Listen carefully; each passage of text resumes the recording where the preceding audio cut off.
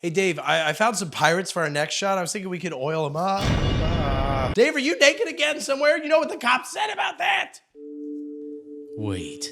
Dave would never go anywhere without his extra vacuum travel bag. I mean, it gave him 60% more space in his suitcase. Seriously, Dave was always telling me how he could compress 15 or more items of clothing into the bag by using either the included portable USB-C rechargeable air pump or even just any random vacuum cleaner. And then Dave would always be like, also, it's waterproof, thanks to anti-leak zippers that protect your clothes from spills.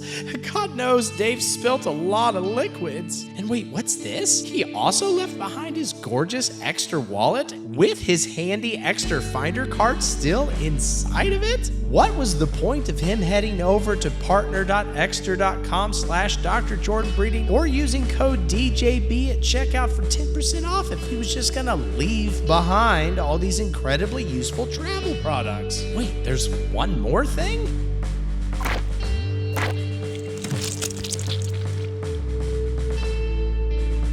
Secret place. I wonder if... Damn it!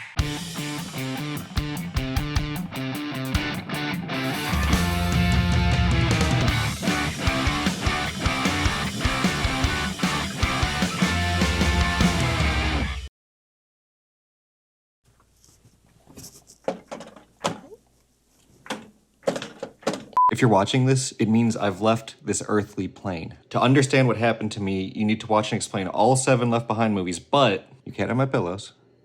You can't have my f***ing salad dressing. Okay, well, I'm keeping the vacuum travel bag. I think he's gone off naked. Here's a question. How do you describe both a beginning and an end? I guess I'd say it's like eating a beef and cheddar, because it's the beginning of diarrhea with a simultaneous ending of your life. There's no denying the truth. You can't handle the diarrhea. What a weighty existential introduction, Left Behind, the movie. We should have known better, but we didn't. Could we maybe come back down a bit by idly viewing Jerusalem stock footage for 3 minutes? Preferably stock footage set at 6 p.m., I guess local time. Also, it's very calming for me if the camera can awkwardly pan from no clear subject to another unclear subject using the language of cinema to warn audiences that they're about to sit through a bunch of unfocused nonsense. Thank you. Okay, 3 minutes up. Warplanes over Iraq. Tanks and helicopters pouring over the Syria-Israel border. More airplanes somewhere over the Mediterranean Sea. Down below, the Mole Man army revs up their diggermobiles. I assume they don't show it, but we already got sea and air. Poor, stupid, dumbass reporter Buck Williams doesn't know what's about to hit him. I'm Buck Williams, and I'm standing in a wheat field in the middle of the Israeli desert. Which is extremely crazy because A, wheat usually hates sand, and B, there's a global food shortage going on. So the ability to grow anything anywhere is like, whoa. This dude Chaim here invented an Eden formula to make wheat grow in places. You check your butt. No. Eden is not for your fat, juicy butt. Yeah, he created a formula that makes wheat grow. Like compost. Yeah, I guess. I don't know. Would you call it a formula? I mean, maybe it's like you got your wheat, you sprinkle some cayenne juice on it, and it grows anywhere. And also, simultaneously, he's super altruistic. Eden is not for sale. Because all I want is peace for Israel. Well, good luck with that last bit, because, oh my God, they're under attack. Fortunately, about 15 feet away is a nondescript house under which is, I guess, the main Israeli secret command center. How fortuitous. Interestingly, the movie goes out of its way to never actually say who's doing the full-scale assaulting. Could be anyone. Like your fat, juicy butt. Now, of course, they say about 35 times throughout the movie that it's definitely a bunch of Arabs, but I'm surprised they never specifically technically say which country. Maybe they're space Arabs? That's why they don't have a name for it. Or are they gonna say the Fremen are attacking? Come on. No. Feels like if they made this movie today, they'd post the addresses of real Iraqi citizens with a call to action during the end credits, but apparently, back in the day, even a movie like this could apparently show a little restraint. Whoa, I just got hit with a WMD of nostalgia. It turns out there were no WMDs of nostalgia, but I thought there were. I was very convinced. I was so convinced. Now, Israel would love love to scramble their own fighters and blow up all of these non-specific Arabs, but they just can't get the dang things to turn on because I guess they've been betrayed and Judas threw all the airplane keys away for 30 pieces of silver. But actually it's fine because the enemy planes just explode of their own accord thanks to the power of, I assume, literally God. Like, that's not even a joke. That's basically the explanation that the movie later gives. In this universe, God won't cure childhood cancer, but he will explode non-specific Arab airplanes. Buck runs outside with a camera to film the heavenly explosive action because Buck always gets the scoop. Buck would have filmed Hiroshima from ground zero if he'd been there. Yeah. I am standing in the middle of an all-out attack. That's our Buck. Suddenly, a random old man wanders up to Buck and is like, "War will continue until the end." "Oh, all right. Yeah, I guess. Wars usually end when they end." What a wise old man we have here wandering around the wheat desert spouting bullshit. War never changes. For 7 years. Hard cut to funky ass Chicago, baby. A daddy pilot, Ray, is preparing to miss his son's stupid birthday party because he's got to fly to England to take down a Buckingham Palace guard and steal his hat because he's not a Christian. Ray's not a Christian, so he does things like that. Don't you want a hat, son? Right. Or a sword. One of those long, pointy penises. Don't push it. All right, where does he come up with this stuff? Sunday school. Ray also makes sure to point out that his daughter, Chloe's nose ring makes her look like a liberal. Why not just shave your and get it over with? Okay. All of this being a shit dad upsets his wife, and man, the dynamics in this family are extremely confusing. They're angry, they're joking, they're upset, and they're fine. You knew I don't that the have party any was control. today. Yes, you do. You can say no. I love you. Also, like, Chloe shits on her dad for missing the birthday party, but also she is also going to miss it because she has college exams. You know I have exams. I have to go. And I have a flight. It's called a job. Exams for what, Chloe? Burning the American flag? Bombing Teslas? Spreading the woke mind virus? Yes. Good luck on your exams, sweetheart. To be fair, Ray's actually leaving them behind earlier than necessary because, yeah, his wife is friends with a bunch of annoying Christians, such as the local Reverend Bruce, who kisses Ray's son, which I think legally means that Ray could shoot him to death now. Bruce, how's it going, man? What's up, birthday boy? Anyway, families, am I right? Buck returns from Israel to GNN Studios in New York City, except what? He gets a phone call from a dude named Dirk. Dirk. Why do you say it like that? Huh? Dirk, what are you talking about? Who claims to have information on the exploding planes. So Buck literally just turns completely around and goes to some abandoned warehouse. Dirk says a lot of things really fast, but the gist is that It's always about the money, isn't it? oh shit. Did the planes owe God tithe debts? No, it's specifically the money of two bankers named Cawthron and Stonegal. Now I'm gonna warn you right now, this movie has a lot of stupid characters with stupid names, and I can't for the life of me figure out why they couldn't just have a single banker. Why do you need two evil bankers working together? It's not even something fun like two evil bankers in a single trench coat or conjoined evil banker twins. It's just two similar looking, similarly evil bankers that work fully together in perfect lockstep. I'd even accept the opposite route with like 666 evil bankers working together, you know, for the symbolism. I don't like it, John. But whatever. These two evil bankers have some plan for the world. No, not that one. Nor that one. Nor that one. No, Buck, all the answers you seek can be found on this teeny tiny adorable little CD hidden in Dirk's watch. No, I can't give it to you. No, not yet, you idiot. Don't touch it. I'm not finished. I just wanted to show you my teeny tiny adorable little CD so you can be impressed with how teeny and how tiny and how adorable it is. No, Dave, I don't think the movie plagiarized your dialogue from the first time you had sex. How would that even work? NSA, the CIA, the Mossad. Anyway, talk later. You're a nut, and I love you. Speaking of, Cawthron and Stonegal. Stonegal specifically meets with another very Russian by way of a level 2 improviser sounding dude named Nikolai. He's very close. About how they're both hoping for world peace. But to achieve that, they need that Eden formula, and to get that, they plan to convince / bribe Chaim with some plans for a new temple in Jerusalem, apparently. And I just want to put it out there that sometimes people give me for pushing our Patreon and YouTube memberships. So I'll just say that if you're not into those, just know that I also accept temples. I would never say no to a temple. If you guys want to give me a temple instead of a Patreon subscription, we can work with that, right? I do need it to be built over the Dome of the Rock Mosque or whatever.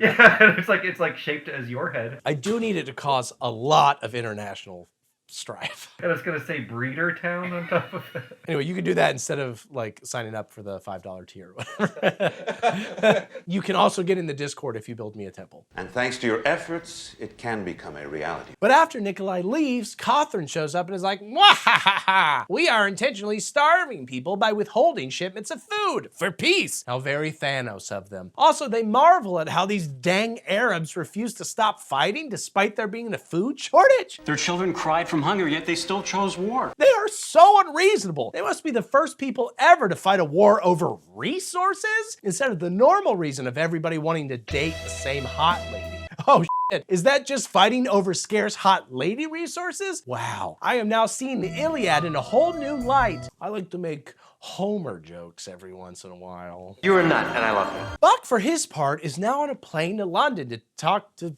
somebody. The movie mentions Europe and Korea agreeing to a standardized currency, which is like the first domino falling towards a singular global currency, which is somehow related to God exploding a bunch of Arab fighter planes out of the air. Maybe God had invested heavily in the Korean won, and if they switch currencies, he'll have to go down in the bank to exchange it all for the new global dollar, the Globee. I assume just South Korea, but I guess I don't know, actually. If that's not the reason, then I'm actually not entirely sure who Buck's hoping to talk to about whatever he's hoping to talk about. But of course, he just so happens to be on board Ray's London-bound plane, which, wait, how did Buck get to Chicago? Wasn't Ray flying out of Chicago and Buck was in New York? GNN Studios is in New York City, so did he do an entire side mission in Chicago for no reason, and now he's headed to London for no reason? Even God rested on the seventh day, my dude. That's why Buck's the best. That's our Buck. Unless there was like a layover in New York. One of the things that I like to do in movies is to give the least charitable view of a movie and just assume everything they've done is stupid, whether they have or not. They probably never expected anybody to think very hard about what city Buck was in. Sorry. Anyway, also on this plane is a stewardess named Hattie, who is having an affair with Ray. Boy, that was perfect. And also seems to personally know Buck. I'm guessing they all met at a support group for people with 1940s ass sounding names. How's my favorite flight attendant? Obviously sexy. Hattie, by the way, also just got a new job at the United Nations somehow. As in, she's pivoting from being a flight attendant to becoming a secretary at the UN. It's gonna be a big change. Honestly, it's kind of a cliche career path for American women at this point. For most, it goes stewardess, UN secretary, mafia boss, high priestess of Dagon, then CEO of a Silicon Valley startup. I'm lucky I married my wife right out of college before she got too far down that dark, dark path. When you get your temple, you're gonna need some high priestesses. Great, congratulations. But just then, catastrophe strikes. This old lady says that her old husband has disappeared, and even worse, I think he's gone off naked. oh, his clothes are sitting right there. And even worse, this plane is full of children. God better explode this plane or some kids are about to be traumatized. But actually, it's fine because all the children are also gone and naked. Have you seen the kids? But of course, we'll eventually learn that they all were actually taken to heaven. So it's fine. It's okay to be naked in heaven. And Dave, I don't care what that song says about heaven being a place on earth. Put your clothes back on. Sorry. Several other passengers have nakedly disappeared as well, which causes everybody to freak out and at least one still clothed guy to try to jump off the plane mid-flight. No, don't crash! No! Not really sure how that's gonna help you solve this mystery, but also it's the only way to guarantee that you don't accidentally see any naked old men. He's like, I can't take it. I'm so scared. What if he pops out and I see a naked old man? I'm jumping. I get that what's happening is weird, but why are you trying to kill yourself? We have no idea what's going on. No matter what's happening on an airplane, no matter what is, you can't run away. You can't jump off. Yeah, that's the one thing. All that to say, God, they're just so lucky the plane was being flown by a bunch of sinners because on the ground, cars have crashed all over the literally goddamned place. Hi, Mom. It's me. I just want to apologize for missing the party this afternoon. Apparently, several planes are also down all across the planet because their pilots were Christian and or Arab. This is why I always say that Christians shouldn't be allowed to operate motor vehicles. You never know when they might get sucked up to heaven and cause several traffic accidents. Although to be fair, the worst part of this situation is that now the only people left are sinners and somebody steals Chloe's car for no reason. Hey, that's my car! Wait! There are like 1 million abandoned cars. Why have to steal her car? They're sinners, they just want to make it bad. Even worse than it should be. You should have hit up a Lambo dealership and stolen a Diablo, you dumb heathen. Although, probably everybody at the Lambo dealership is also sinners. They're probably still there. Anyway, Ray decides to whole ass turn around and fly back home to Chicago until he can figure out where all these dang naked people went. But okay, again, that does solidify that the plane originated in Chicago. Because everybody would be like, what the hell? We are all from New York. I'm just saying, Dave. This is the part of the movie that's the most illogical to me. Well, let's get some flight maps out. Mayday, mayday, this is Heavy 907. Apparently the president has also disappeared because obviously we've never had an American president who isn't just the best Christian ever. You can't spell Jesus without the U and the S. But apparently there's now a leadership vacuum in, I guess, the whole world, which is weird because I thought America was the only Christian country. Like Canada only worships hockey and Iceland's god is Bjork. So every other country should be entirely untouched, right? Well, regardless, the UN, led by Nikolai, apparently intends to lead the planet through the crisis, I guess. But is it a crisis? I mean, yeah, there have been a few accidents, but on the whole, the world seems to have lost some of our most heretical Christians, more on this later, and gained a bunch of free clothes and vehicles and credit cards and Nerf guns and stuff that's just lying everywhere now that you can just go grab. I don't know, it feels like a pretty fair trade. Every kid got abducted, which means there's no one to buy or play with Nerf guns, which means you can just... So it is like heaven on earth. I could play with Nerf guns, but I don't have to play with children? Okay. Okay. All right. That said, Nikolai claims the disappearances were probably created by testing nukes, and he calls for the world to fully disarm. That's a good man. Even if it's a lie or merely incorrect, that's about as positive a result as a person could come up with. Also, Nikolai wants to personally feed Every human mouth. I wouldn't say it like that, but the idea seems solid. Can you just give me food? I want to insert sustenance into the throats of every man, every male boy child. Finally, somebody out there is making sense. Back on sweet Chicagoan soil, Buck begs Ray for help getting to New York City despite all planes everywhere being grounded, and Ray's like, okay, fine, I know a guy named Ritz that does private flights, and he probably worships Satan like crazy, which is why he's still here. Anyway, come with me to my house, dude, that I just met by way of my side piece. Irene, honey, Raimi, Irene, Chloe, Raimi, son. Except at his house, Ray finds his wife and son both naked and missing, and he cries about it for a long time, but like, it's fine, Ray. You can still steal one of those big fuzzy British hats if you want, and now you can keep it for yourself. It's a little late for that. Also, you're having an affair. What do you care? I guess he liked his son, maybe, but you skipped his birthday party. But no, he sobs endlessly while Buck just sort of awkwardly waits outside. Like he hasn't even come into the house yet. You okay? Is half of your family raptured? Buck would leave, but... Curfew violators will be shot on sight. So, can I sleep on your couch? Or maybe your son's bed? Because it's not like he needs it, am I right? You think I could squeeze them some of his old pajamas? No? Is that too much to ask? Okay, yeah, the couch and my own clothes. That's fine, I'll just do that. He's like in his son's room with like pajamas up to his knees and he's like, sorry, did I misread this? Fair game, right? Like, yeah. The next day, a kind army man drops Chloe off at the house, which, okay, she was out all night without a vehicle on an interstate full of traumatized people and exploded vehicles, and you don't want to show us how she survived? Were all the possibly cool scenes in this movie left behind on the editing room floor?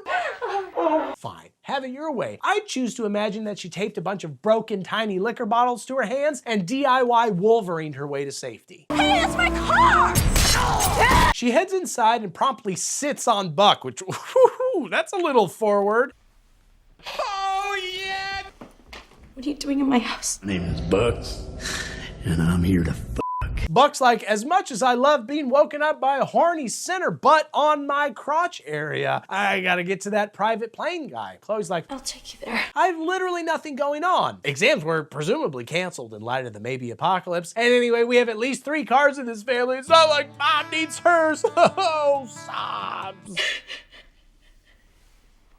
So they go meet Ritz and win his unofficial flight auction because Buck offers a staggering $25,000. which of course will soon be worthless when Europe and Korea introduce the Globee. They are then, I assume, immediately shot down because they literally just said that the government has declared martial law. And that's not even to mention the fact that canonically God blows up airplanes by the thousands sometimes for no clear reason. I mean, We know that it's only Arab ones, but the rest of the characters don't know that. They should logically be thinking that God just hates all planes, because if he wanted humanity to fly, he'd not have invented Delta Airlines. That's proof that God doesn't love flying. Come on, my theory's no wackier than some of the stuff floating around out there. Chloe, meanwhile, heads to cry in an abandoned elementary school where I guess her brother left his baseball glove like a careless idiot, meaning that now he won't have anything to cover his nakedness with, nor will he be able to play catch with God in heaven. And her dad shows up and is like, hey, maybe we should check out the church. Think about it. Where did she spend most of her time? Where was she the happiest? And Chloe's like, no, I'm going home where mom was easily the saddest because of, I assume, your pathetic wandering penis, Dad. And Ray's like, well, that hurts, but okay. Things that she talked about, what if they were true? Oh no, okay, apparently Buck survived the military shelling, must have hucked a ton of anti-missile chaff out the window. So now he's inspecting Dirk's absolutely sick New York apartment, except, dang.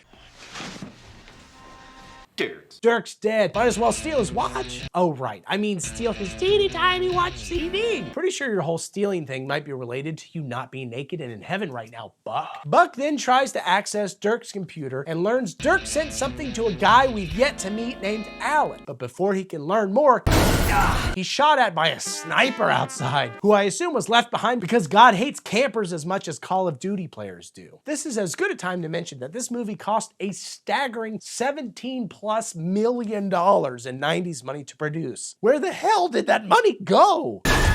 You could make a real movie with that much money. Yeah. But they didn't, they made this. Oh God! Ooh, turns out Reverend Bruce didn't get raptured. What a fraud I am. He hucks a ball at the church cross and is all sad, but then Ray walks in and is like, I've been reading my wife's Bible, and I'm pretty sure that hucking balls at crosses is in the don't do that section. So anyway, I'm here to help with your sinfulness, I guess. And indeed, later that night, Ray's like, I know where Mom and Raimi are. You check your butt. And it's like, where are they? They're in heaven with God. Ah, yes. The one place literally impossible to fact check. But also Chloe's skeptical, because this, like pretty much everything in this movie, would contradict thousands of years of established Christian theology. But Ray's like, no, really, Chloe, go talk to that pastor who was such a non-Christian he became a leftover. I mean, he got left behind. Sorry, I briefly confused this movie for a much better TV series because my brain is begging to be raptured from this hell that I'm putting myself through. He's got a VHS tape from a guy, not of the leftover TV series. Those are only available on Blu-ray, although you could also stream it on HBO. That is, until David Zaslav decides to rapture it for a tax break. This VHS is about the Left Behind style rapture. It explains everything. Pastor Billings left a tape. And she's like, okay, I'll think about it. Both watching The Leftovers and heading down to the sinful pastor's basement and watching his mysterious VHS tape. Both great options. Just think about it. Hattie shows back up at that point to just be like, hey Ray, I'm going to the UN, my new employer, if you remember. Any chance we could bang now that your wife is naked and or dead? And he's like, no, actually, I'm so Christian now, I see the error of my ways. Will you forgive me but not have sex with me? Are you going somewhere? You check your butt. The only place that offers any hope. And she's like, you don't get an apology unless I get some of your D left behind in my V. And he's like, no, I'm like a farmer in the dead of winter. I can't plow. I really thought you were stronger than that. So she leaves in what Wikipedia describes as a huff. The dialogue is sizzling. It's not, it's about something bigger and something worse. Then Ray works even more on his daughter, who's only mildly peeved that her father had an ongoing affair behind her dead mother's back. Are you sure this isn't just you feeling guilty because of your friend? And anyway, she agrees to read a teen devotional Bible, which is like a normal Bible, but Jesus is constantly referred to as a bus and sigma. His apostles are his BFFs, except for that beta snitch Judas. Pretty cool, huh? Buck, by the way, checks out the teeny tiny CD at a coworker's apartment and learns about some huge tracts of land, as well as plans to rebuild Solomon's temple. Father, I don't want any of that. Which is crazy because the Dome of the Rock, no, not that one, an important Muslim mosque is already right there. It would cause a war if the Jews try to bulldoze it. And yeah, that sounds bad. But later in the movie, it's revealed that, oh, thank literally God, actually the original temple was built just far enough away that we can have both. It's no big deal. Sucks that we spent 2,000 years fighting when we really just needed to invest in some better archaeologists. One Indiana Jones could have cleared that up in a weekend. Solving this ancient puzzle should be easy for me because I have ADHD. Pretty cool, huh? But then Buck gets a call from Alan, who is also inexplicably in Chicago, because I guess that's just where all the sinners live. Stay right there. I'm on my way. I'll be there within 60 seconds of runtime, even though I thought the planes were no longer flying. Didn't you just spend $25,000 yesterday to fly here through a hailstorm of anti-aircraft missiles and God-hucked lightning bolts? What about martial law? I don't know, but poof, now they're both hanging out in Chicago thanks to, I don't know, rolling around in stamps and mailing himself by UPS Express or something. And it turns out Alan works for, I guess, the CIA. And he hands Buck a much larger CD with all the stuff Dirk sent him. But wait, why does Buck need a second, bigger CD? For her pleasure.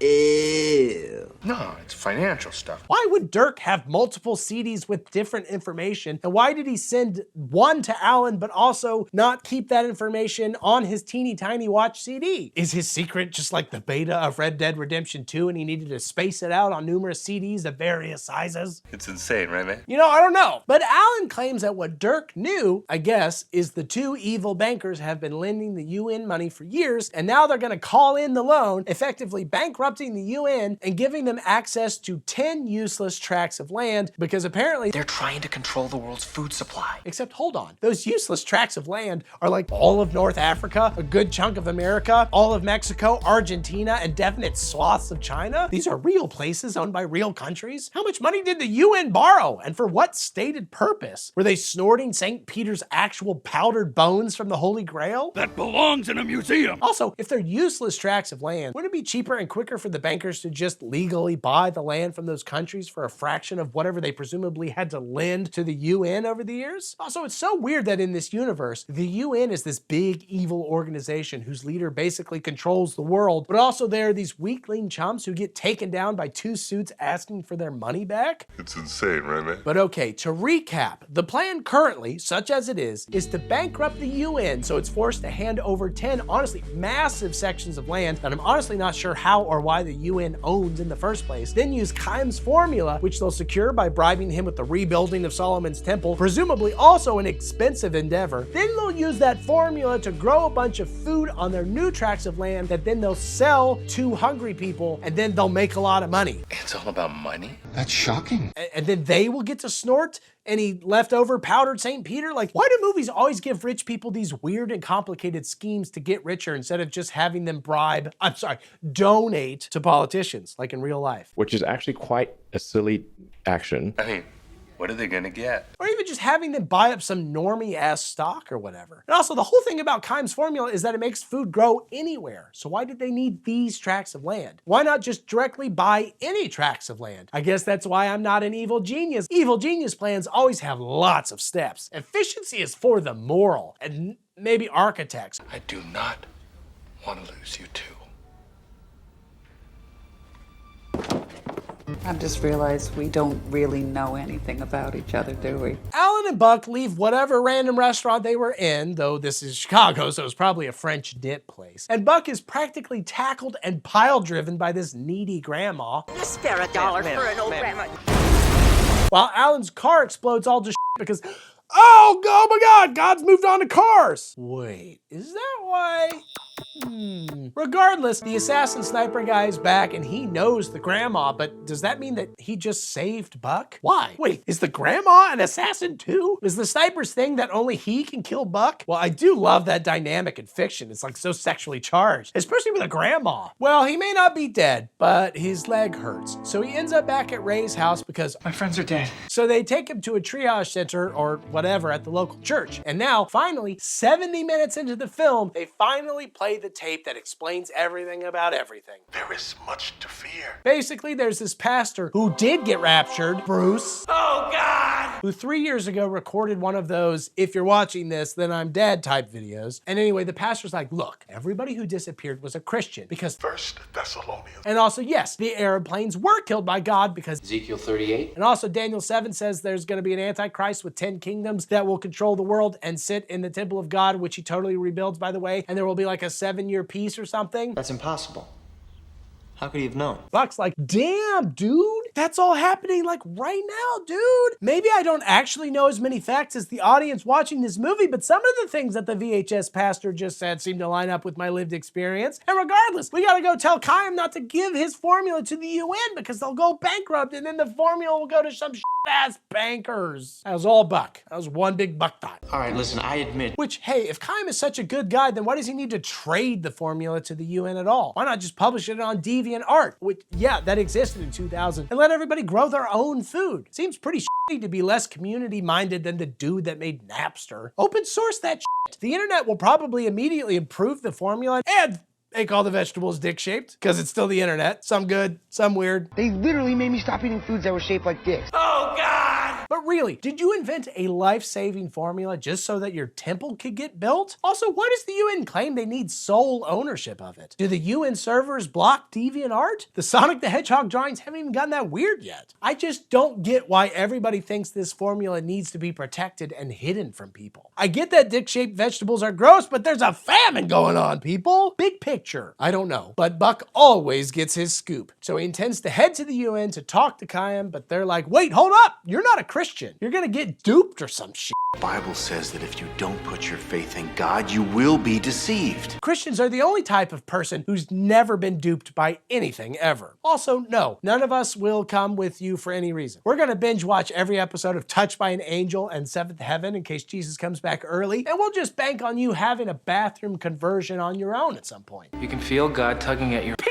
Oh, hey, look, Nikolai is the new Secretary General of the UN. Not sure what he was before, maybe a flight attendant, but now he's this. Buck has again magically fast traveled to the UN, and he better cool it or he's gonna run out of $25,000 checks. You have no reason to lie. And Buck tries to see Chaim, but the assassin works here because sniper rifles and bullets aren't free, I guess. And he tries to stop him, but also, oh right, Hattie works here as Nikolai's personal secretary. I'll personally escort Mr. Williams. And she lets him in, and Buck's like, you're left behind.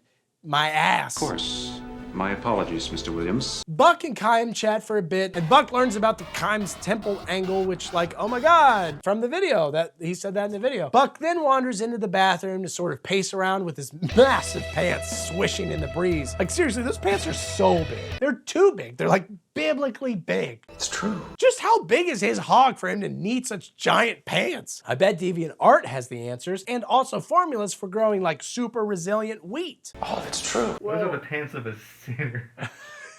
God. Then Buck prays and becomes a Christian, I guess. Buck's then invited to a weird, dimly lit UN meeting where Nikolai unveils his plan to turn the planet into a paradise by giving those 10 oases, 10 oases to 10 delegates here and letting them have control over them. And somehow this will allow Nikolai to broker a landmark 7-year peace agreement in the Middle East. So Buck's like, oh shit, he's the Antichrist, isn't he? It's sort of a weird choice for the Antichrist to be the one to bring peace to the Middle East and also to advocate for no nukes and stuffing every human mouth. I don't know. Maybe we should let him cook? But then the film editor tries to make it so Nikolai is the only part of the movie that's desaturated, and he almost nails it. So yeah, Antichrist confirmed. This marks the beginning of the rise of the Antichrist. But then the Antichrist turns on the two bankers who are, of course, both sitting there, and he grabs a gun from some dude and shoots them both. Help. Police. Murder. And again, maybe we should let him cook. But then he hypnotizes everybody with hand-wavy force powers to be like, whoa, one of the bankers totally just did a murder-suicide thing. That's crazy. And now everybody present actually saw that happen except Buck, because he's a Christian. Antichrist mind tricks don't work on him. Globies are no good out here. He needs something more real. I think we are all in agreement. Now, I obviously don't fully understand the powers of the Antichrist, but wouldn't it have been easier to actually make the bankers actually kill each other instead of mind wiping everybody and hoping nobody in the room had a recent bathroom conversion in their big ass pants? I don't know. But Buck's assigned the job of media liaison for the Antichrist, and Buck doesn't say no, which I mean, I wouldn't either. Could you imagine having that on your resume? Support my Patreon so I don't have to work for the Antichrist to pad my employment history. Would that improve or make my resume worse to have that at the top? Well, we should interview him. He sounds interesting. But then Buck teleports back to Chicago again, down at least $100,000. And he narrates that, man, things are probably going to get bad for the next 7 years because peace in the Middle East? That sounds bad. But if we trust God, folks will get back to killing each other there. So I hope we get back to that. I don't have all the answers. I don't know. That's the movie, I think. It's very confusing. Hopefully the rest of the series will be simpler. It's gonna get a lot worse. I don't believe you. What could be worse than this? Actually, please don't answer. All right, this is it, Dave. You ready? About to get some theology laid on your ass. Did you know that I technically have 9 credits towards a master's in divinity, and I was actually an official ordained minister for a while. Mostly as a sort of sneaky tax play by the church I worked at, but it still counts. I tricked you, sinners. But also, that's my bona fides, so you can believe me when I say the rapture is at least 3 things: new, fringe, and dumb. Oh God! Let me explain. For starters, the first time anybody ever mentioned rapture was during a charismatic meeting in 1830, where a young girl fell into a trance because, as a young female in the early 19th century, her entertainment options were severely limited, and she claimed that she had a vision that Christ would return in 2 phases. Not just like the one big one that, he said he'd do. According to Random Girl, he'd come to whisk away whatever Christians were around at the non-specific time of his choosing, and then he'd come again later to judge everybody and see if anybody had gotten the hint. And at the time, everybody was like, oh, that's weird. But then a dude named John Darby decided, no, actually, that's not weird. That was definitely God talking to this one random girl, which, hey, props for believing women, my guy. He then combed through the Bible, working backwards to find a few potentially supporting verses. Then Darby traveled to America to convince evangelist Dwight L. Moody to use his printing press to disseminate this rad new idea to the unwashed masses. Eventually, they convinced other people like former Confederate soldier Cyrus Schofield, who snuck rapture references into his reference Bible in 1909, and then Louis Schaefer started teaching it at the Dallas Theological Institute until eventually friggin' pastor and author Tim LaHaye brought it mainstream with his Left Behind book series in 1995. Again, before the 19th century, effectively not a single person in all of church history ever believed in the rapture, nor even heard of such a thing. It's a wildly new idea, and also a largely American one, which makes sense considering it's dumb, loud, and explosive. The point is, a lot of Americans seem to intrinsically believe that the rapture is like sound Christian doctrine, or at least they assume it's a normal thing that all Christians everywhere believe, but it really isn't. It's mostly an American evangelicals thing. It isn't believed by Catholics, Eastern Orthodox churches, Lutheran churches, Anglican churches, nor the vast majority of mainline Protestant denominations, especially if they're Reformed. It just feels like it's widely held because of this possibly literally damned book series. And Cezary wrote this note here. Cezary's Polish. Is Polish kind of Russian sounding? Cezary, I've never heard your voice. I'm just gonna do your voice. Don't get mad at me. I'm Cezary right now. Let me just quickly jump in here as a European. The idea of the rapture is such a bizarre concept. Literally no one in Europe believes in it. It's purely an American fanfic of Christianity. Sort of like giving Jesus wicked abs. I think I nailed it, Cezary. I don't think there was enough smoking and techno music. Hey, so that's new and fringe, but I want to get a little technical with the dumb part. And if you want to get back to the dick jokes, feel free to jump to the next chapter. But for whoever is left, it's important to note that despite what Darby claimed, there's virtually no actual biblical support for the rapture whatsoever. For example, Revelation says nothing about a rapture, and it says a lot of crazy things about a lot of crazy things. So most rapture heads have to turn to these 3 random passages. First, there's Matthew 24:40, where Jesus says about the end times, then 2 men will be in the field. One will be taken and the other left. 2 women will be grinding at the mill. One will be taken and the other left. And like, whoa, that sounds crazy, right? Except, wait, which of those people would you want to be? The one taken or the one not taken? Because, hey, what do the verses immediately before that say? For as were the days of Noah, so will be the coming of the Son of Man. For as in those days before the flood, they were eating and drinking, marrying and giving in marriage until the day when Noah entered the ark, and they were unaware until the flood came and swept them all away. So will be the coming of the Son of Man. So the people taken away are like the people being killed in a big ass flood? Seems like I'd rather not be taken away in that metaphor. Now your rapture is like bad. That's like if you take it entirely out of context, you're like, oh, people left and taken. If you back it up 5 seconds, it's like the people taken are dead. But okay, you say, hypothetical rapture believing Christian watching this video.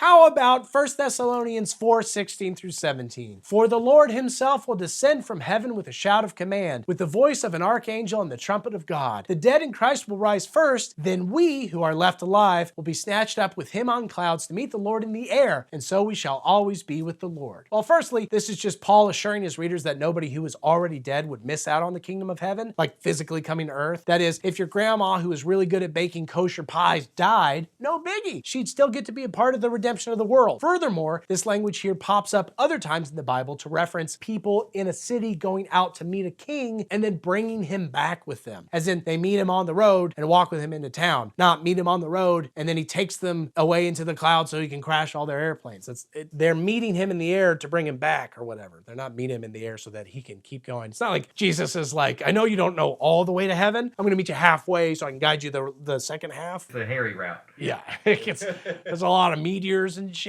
The point is simply that people were like, if I die before he comes back, am I screwed? Did I miss the boat? And he's like, no. He can work around that. That's the main point. And then the other point is just they're not understanding the metaphor of meeting the king out there. He's coming this way and you're just kind of going with him. Because they use that metaphor several other times in the Bible and they mean it that way. You go out and you meet him and bring him into the city or whatever. You're not going out to meet him to leave. And then finally, they'll point to 1 Corinthians 15:50 through 53, where Paul says, I tell you this, brothers, flesh and blood cannot inherit the kingdom of God, nor does the perishable inherit the imperishable. Behold, I tell you a mystery. We shall not all sleep, but we shall all be changed.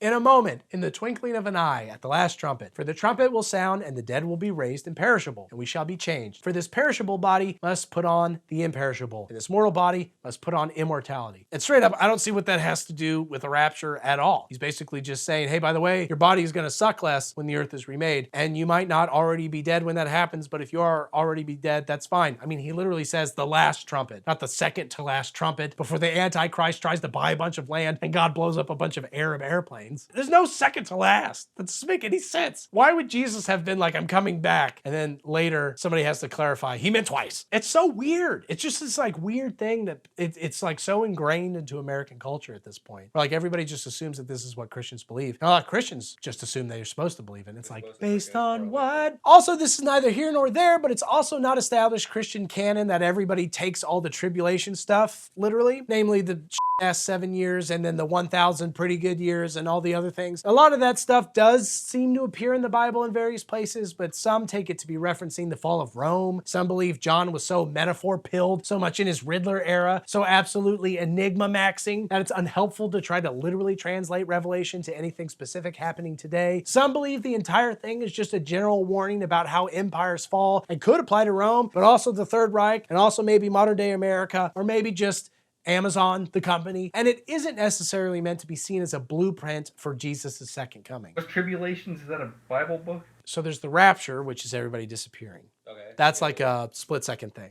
Everything after that is called the tribulation. So if you don't believe in the rapture, you can still theoretically have tribulation, which is just sort of end time stuff. And there are a lot of ways to interpret what that means. It's all admittedly pretty confusing, but also it's important to remember Revelation 22:18 through 19, basically saying, if you misinterpret this or you add anything to it that I didn't say, you're gonna get blasted by a bunch of plagues, which I take to mean is maybe let's focus on the things we can more clearly understand. Like, let's focus on how anybody who makes fun of our baldness should be massacred by bears. That's also in the Bible. And I think about it every day. So that's it. I know that's not why you're here, but it annoys me. The rapture annoys me, and tribulation stuff seems largely pointless to fixate on. Both seem largely intended to scare people into doing certain things, which seems like the whole opposite point of what Jesus was going for. It's such a weird hat on a hat, like fear to give people. It's always used as like, you need to believe because otherwise your friends are gonna get raptured and you're not. How is that any different than the fear of hell? If anything, it's better because then you have another shot. Matters to me because I think that sort of theology is like a major motivator for a broader swath of the American public than I wish it was, because I think it's wrong. Like, if you need a rapture fix, go watch The Leftovers. That show is incredible. In some ways, I'd say it's even better than the Left Behind movies, if you can believe that. Oh, God! Whoa, my throat got so sore murdering all those sinners. Be sure to watch the next movie before you murder any sinners. This is why you don't start murdering people until after Dave finishes his explanation. Fight him, all of us, together. form our own tribulation force. Oh, Tribulation Force? That was always my favorite Power Ranger team. I can't wait till they take on the actual Antichrist, Rita Repulsa. How many times must I tell you? Nikolai is fine. But for now, Buck is on the air talking about how it's been 1 week since the Rapture? A week since people all around the world simply vanished off the face of China, the Chinese chicken. Wow, time goes very slowly when you're watching these shit-ass movies, I guess. So all of Buck's $25,000 plane rides were in 7 days? Forget combating the Antichrist. How is he gonna combat all that micro jet lag? It's like 2 hours here, 2 hours there. Oh, where does it end? He's gonna be just like a little irritable the whole time. He's like, what time is it? I thought it was 5, but it's only 3. He's gonna be a little off. Be kind of tired. Yeah, you can't have that happening in the apocalypse. You can't have people that are a little sleepy. I can only sit here before you now and tell you that for the first time in my career, I'm a sleepy, middle-aged man. Where does it end, Buck? Speaking of, Nikolai watches Wonder Boy Buck and is like, ooh, boy, I sure like that young fella on my demonic team. Young, energetic. The largest penis I have ever seen. I want him to join us. But I thought Buck was already the designated media liaison. Wasn't that like 2 days ago? Mr. Williams will be joining our delegation as its own media liaison. I almost forgot about that. Well, that's not gonna stop Steve Plank, a character we've never heard of, but with a name just as stupid as the others we have heard of, and a character who is probably very solid, like a rectangular piece of wood. What's that, Plank? You know, for a reporter, you're a pretty tough guy to track down. Anyway, he's gonna reach out at some point to talk to you, Buck, about meeting with Nikolai, the Antichrist. I mean, sorry, the regular dude. He's just cool. He's a regular guy. So I guess be on the lookout for this random guy to set up a meeting with the guy you already had a meeting with about the same thing that you had a meeting about previously. Somehow I always suspected that the Antichrist would get off on meetings and other trappings of the corporate world. I knew it. Quarterly projections like this. Oh. But until that very important meeting, wow, things must really suck now. Because dudes be breaking into vans and then getting blasted by cops, and also the Wailing Wall has been shut down because 3 men were burned to death. Under mysterious circumstances, though I have a feeling that fire was involved, just like at our prom, Dave. Remember our Israel-themed prom where you burned those dudes? People don't just burn to death in the middle of the day. Sorry. Also, almost every major currency has crashed, and so they want Nikolai to approve a single world currency for the world. And if Globies doesn't win, might I suggest Dave and Buster's tickets? Have you seen their unholy conversion rates for prizes? Whatever you pick. Some advice, don't put a picture of a person on it. Famous people almost always have skeletons in their closet. Put pictures of food on the new global currency. I'm just saying, pizza never owned slaves. But also, everybody wants Nikolai to become like the president of the entire planet. Nikolai needs some time to consider. I accept. Oh, okay, great. He then again calls on every nation to disarm, which is literally what Satan would do, probably. If drawings and cheap Halloween costumes are any indication, his only weapon is a dumb pitchfork. He's got to get rid of everybody's Angel Rifle 15s and Halo helicopters. Otherwise, he's gonna get wrecked. He's out here like, you guys want to fight? And it's like, that might have worked in the teens, as in like 15 AD, but now we got to fight you with, dude. Pitchforks would have been the in the teens. We can't change the events of the Bible. But, oh, okay, also Nikolai says, there is no heaven or hell. We gotta get rid of all religion for peace. Okay, slow your roll, John Lennon. I can see why Christians, of which there are like 4 in the world? Well, they wouldn't like that. One of those Christians is currently flashing back like crazy until his wife pops up. May you walk in the faith of the Lord. Oh, okay. Thanks, honey, you too? Oh, okay. Ray wakes up and immediately starts hucking photos of his wife away because that dream was so dull and so clothed. Like, who wants a church service in their dreams? Ray's trying to get born again, not bored again. Reverend calls everybody together. He's like, look, sure. The Antichrist will rule. Well, but we can form our own tribulation force. And oh, it's all happening, but then nothing happens. Like nobody blows on a magic flute or does a backflip or anything. God couldn't even spare one Megazord for his mega church. Not even one tiny giant head in a jar. Obviously, Kirk Cameron has a few in his basement, but they never show any in this film. See these guys? I'm confused. The Bible makes it clear. You're right. I need to watch more Sunday morning Nickelodeon. That's what we need to find out. Bruce also says, You seen those reports about the 2 men who were burned to death at the Wailing Wall? but they definitely said 3 men were burned earlier. 3 men were burned to death. Holy shit. Was one of them Meshach, Abednego, Jonathan Lowell Spencer? Those are deep cut biblical and Marvel references. You're welcome.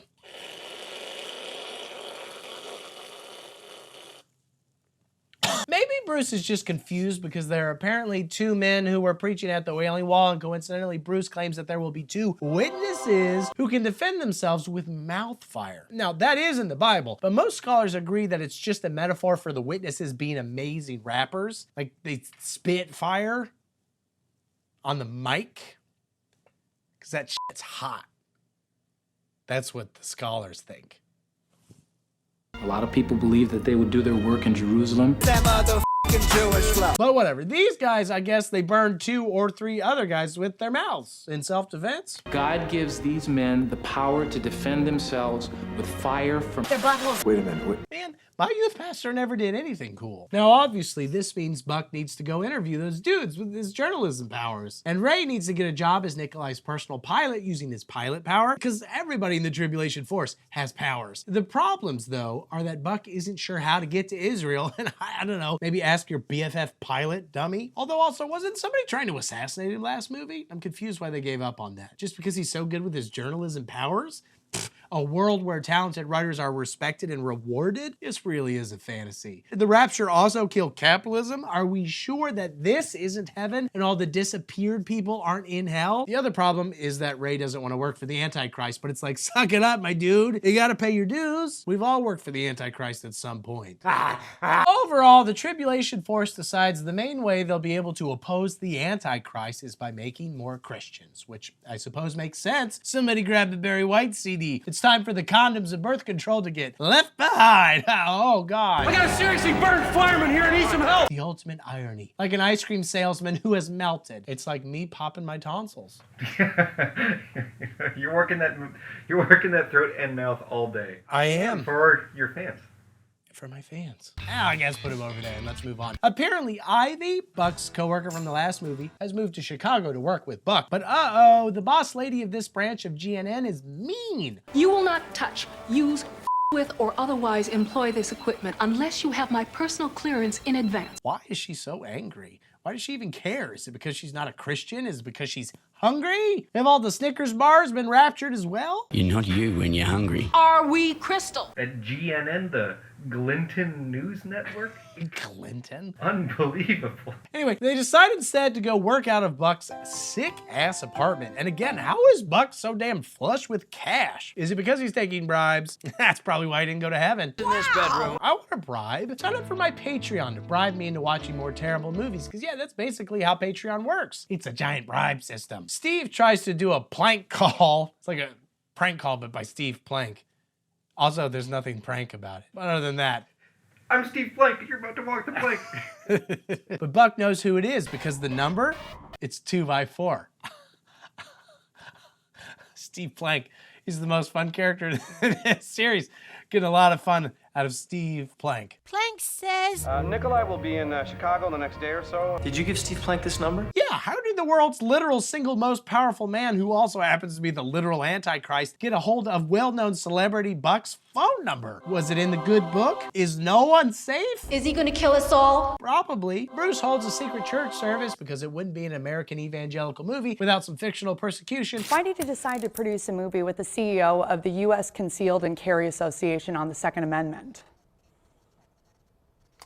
Well, and Bruce describes the tribulation as basically peace with Israel and then 7 real years carried out by the 4 horsemen of the apocalypse, which, as we all know, are death, war, taxes, and Marxism. Diamonds are forever, and so are the 4 horsemen. Does that sound familiar to anyone? Bruce tries to point out that Nikolai is the Antichrist, but a lot of fake believers walk out, including Chris here. Ray and Buck follow Chris and tell him how much he sucks. Do you think you've kept the 10 Commandments? But also, like, Buck gets it. He also has impure thoughts about sexy women. You know, the one that really got me was Jesus said, whoever looks at a woman to lust after her has already committed adultery with her in his heart. I do that literally. 50 times a day. He has coveted so many neighbors' wives, bro. Chris, that's the point. Is it? But Chris isn't instantly convinced to become a Christian right then and there, so he heads home to spin a gun on his table. This is real. With this budget, yeah, probably. You think they got prop gun money here? Ray heads there and is like, don't shoot yourself with that. You won't go to heaven. Don't you want to go to heaven? Your naked wife is in heaven, and someday I'm gonna make a video nobody will watch about why American evangelical conceptions of heaven, or more specifically what happens after they die, are probably way off, but Chris ain't worried about that. My dude's like, you're right. I don't want to shoot my own head. Poof.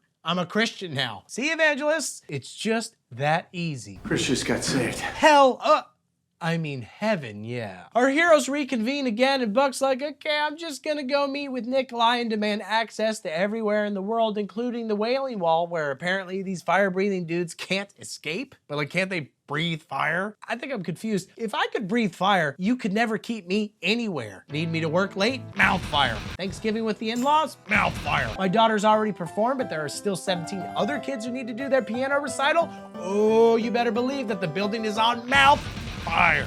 Like, I hate when your dad comes to piano recitals. He always burns the building down. But whatever, I guess they only murder some people with mouth fire. Sometimes, 2 or 3 people, maybe. Mouth fire is more of an art than a science. But when Buck gets in there, he's gonna interview them on live TV. Live TV. Yeah, live TV. Live TV, I love it. Unfortunately, Chloe does not love it. I think you're a wonderful guy, but I'm having a really hard time with this whole hanging out with the devil thing. What's wrong with that? Hey, movie, stop courting my wife. Also, his name is Dave. But he's fun. Yeah, he's He cool. probably smells nice, too. Okay. Ray finally caves and agrees to get the pilot job, which he'll get using his sexuality. What makes you think you're even gonna get the job? My sexuality. It's great to see you. What is it, Ray? Damn it, Ray, this is what got you in this mess to begin with. He approaches Hattie and is like, do you remember what I used to call my penis? Oh yes, the Antichrist. Anyway, can I have a job on the plane? And she's like, well, I can't think of any reason not to, other than that you spurned my sexual advances previously. Well, that was like 1 whole week ago. So sure thing. I'm sure there are no other pilots willing to fly the king of the planet. It's like, is Ray good at flying? Anyway, Nikolai would love to have you, and I think he's a Christian. well, he just said he wanted to abolish all religion, so that seems unlikely, but maybe. He also might be Santa Claus. Anything is possible when you're an idiot. There's no halfway with the Antichrist. Chloe admits to Bruce that she wants to plow a man so good that he screams the entire Song of Solomon. I think I know this man. No, Bruce, it's not you, it's John C. I think you ought to talk to him. You can't see me. So Chloe gets all slutty and heads to Buck's, but is greeted by Ivy, You're not the first one to who is engaged to somebody else, by the way. Maybe Steve Plank. There's a bit of a comedy of errors where Chloe now thinks Buck is engaged, which is definitely the thing to focus on in a movie about the end of days. I hope that the movie soon introduces a wacky landlord so that Chloe and Ivy have to pretend to be lesbians or something. Anyway, Chloe is unholy pissed at Buck for finding love, but lover of Love Daddy Ray comes up with a plan to secretly get Buck over here while he comes up with an excuse to be out of the way. Now, I'm going to go take a shit. Ray, you dog. He's gonna go shit for like an hour. He's like, I'll be in the bathroom. Like, doing what? But Ray's gonna have to be in there a while because Buck's elevator betrays him. And I hope those 30 pieces of silver were worth an elevator. And instead of doing what he's going to do with Chloe and go down, it instead goes up? Oh God, Satan's power truly is terrifying. Turns out Nikolai is on the roof and he's like, look, the UN is gonna take over all the media of the world. And Buck's like, well, a free press is the cornerstone of a free world. And again, it's crazy that American evangelicals used to believe in a free press. I honestly think one of the sicknesses of our culture over the last few years has been this police state controlling the language that people say. And Nikolai's like, yeah, well, no, but wait, Buck, you can be the face of the new press. And Buck is like, okay, never mind. I agree as long as I can do what I want where I want. And Nikolai is like, sure, I don't care. Just make sure that they keep publishing Marmaduke. I love that shit. People have only one natural reaction to something like this. Oh, Marmaduke, you're crazy. Then downstairs, Buck runs into Steve again. Congratulations, I hear we're gonna be working together. And like, what does Steve add here exactly? Not only does he not do anything that Nikolai couldn't do, he doesn't do anything that Hattie couldn't do. Like, we already have a secretary character. Why does he need another secretary? Come on, buddy. You're the reporter. You figure it out. Oh, right, because in Revelation, it says the Antichrist will have like so many secretaries. I'm gonna set up a meeting with you and Nikolai. And by set up a meeting, I mean Nikolai's gonna be on your roof, unannounced, and like the elevator will accidentally go to the roof. Did Steve set that up? Sure. Buck finally gets to Chloe's house and they fight briefly and then make up and everything is right in the world thanks to Ray's impeccable matchmaker instincts and having eaten so many hot wings for lunch. Thanks, Daddy. That's what Buck will be hearing after he and Chloe date respectfully for 3 to 4 years before their eventual marriage. Hey, worked for me. The next day, the happy couple snap a few silly photos at the airport photo booth. Is that a thing? That was so lame. And then Ray and Buck hop on the Devil Express. Next stop, Israel. Sorry, I thought I heard a rocket. I don't know if that's too spicy or not. They do fire rockets. Yeah, but you're both directions. I'm not saying who fired the rocket. On board, Ray does a little snooping while Nikolai points agreeably at some papers. Here we are. Yes, I like how the paper is flat and rectangular. So much better than goat skin. Excellent. Oh, did I reveal I have been alive for millennia? I am Antichrist. Did I tell you this? Sorry, I have to eat you now. Anyway, Ray ultimately finds and steals, but in a Christianly non-sinful way, a speech that is to be given by one Rabbi Ben Judah at some point. He's nearly caught, and Nikolai looks evil for a second, but I guess Nikolai suspects nothing, and Ray isn't caught. Wow! The tension! You could cut it with a kosher bread knife. Yes, sir, it's amazing. Which is a little bit sharper, because when you don't use yeast, it doesn't rise the same. On the ground, Ray and Buck inspect the speech and realize Ben Judah will claim that Nikolai's the Messiah because he was pierced through the chest by a farm machine. Ah, those damned farm machines. They're so pointy, so likely to pierce. We're fading fast. But actually, originally Ben Judah, who is apparently the world's preeminent scholar on, I guess, all religion forever, was gonna say that Jesus was the Messiah, which, yeah, bro, that's been the generally established narrative for like 2,000 years. Don't really need a spoiler alert on that, my dude. We all know that was Jesus Christ. By the way, Bruce Willis was dead the whole time, and Rosebud was Cain's sled, in case those mysteries were also giving you problems. I'm gonna reveal to everyone that Christians think that Jesus was the Messiah. Man, I was just getting to that part. Still stuck in Leviticus. Now, I guess it's because even though Ben Judah studies all the religions, he is himself Jewish, and he's trying to say, no, actually, all Jewish people should just be Christians because, whoops, Jesus was the Messiah. We were wrong to keep waiting for another, ideally whiter one. Regardless, why even announce Nikolai as the Messiah? Didn't he just advocate for there being no religion? Like, literally every single Christian in the world is gone. And do we think that the entirety of Judaism will convert based on one speech by one dude saying that this new guy is the Messiah? Like, in what way does this move the needle for Nikolai? Also, he's already the undisputed ruler of the world. Who else does he need to convince? And convince of what exactly? Like, real talk? I think he just wants the Pope's hat, which is a really nice hat. I will grant you that. But it feels like he's jumping through a lot of hoops to get it, considering it's probably just like lying on the ground somewhere right now. Like, who got it? Who got the hat? I need a whole nother movie to figure out where the hat is. Hat Force. It's confusing because originally he wrote that Jesus was the Messiah. And then it was like Nikolai scratched it out and said, no, it is Nikolai. And Ben's like, I'm just reading straight from the teleprompter. I can't. I don't remember what I originally said. Ben Judah was going to announce that Jesus Christ is the Messiah. They changed the speech. Go f yourself, San Diego. I don't know, but Buck and Ray are very worried about this. So Buck comes up with a plan to take Ben Judah to the Wailing Wall Burning Man so that they could convince him that no, Jesus is the Messiah, since again, there's no argument stronger than mouth fire. And Buck will live stream the conversation and the whole world will almost certainly be saved in light of this dramatic new information that nobody has ever known about or believed until now. To that end, Buck convinces Steve that he's actually taking Ben Judah to the firemen to discredit them. And Steve's like, eyes wide. What? I like it. Hey, speaking of firemen, remember that seriously burned one? Well, he becomes a Christian, and then he dies. I'm so sorry. Oh my God, Canadian alert. How can this movie claim to be made by Christians and then use Canadian actors? Like I said, the only thing they worship is hockey, and they have their own Antichrist. He's like, oh, I'm dying, eh? Oh, that's got me right in my puckers, which I think is how they say lips in, because they love hockey pucks. Yeah, right. Yeah. Or maybe his butthole. Oh, right in my puckers, eh? Ah, that's the dying. I feel it coming on real bad. It's like, oh, that fire really got me, eh? Burn me. Oh, boy, I'm crispy. I don't know. Shout out Canadian firemen in the comments if that's at all accurate. Yeah, because you're sinners.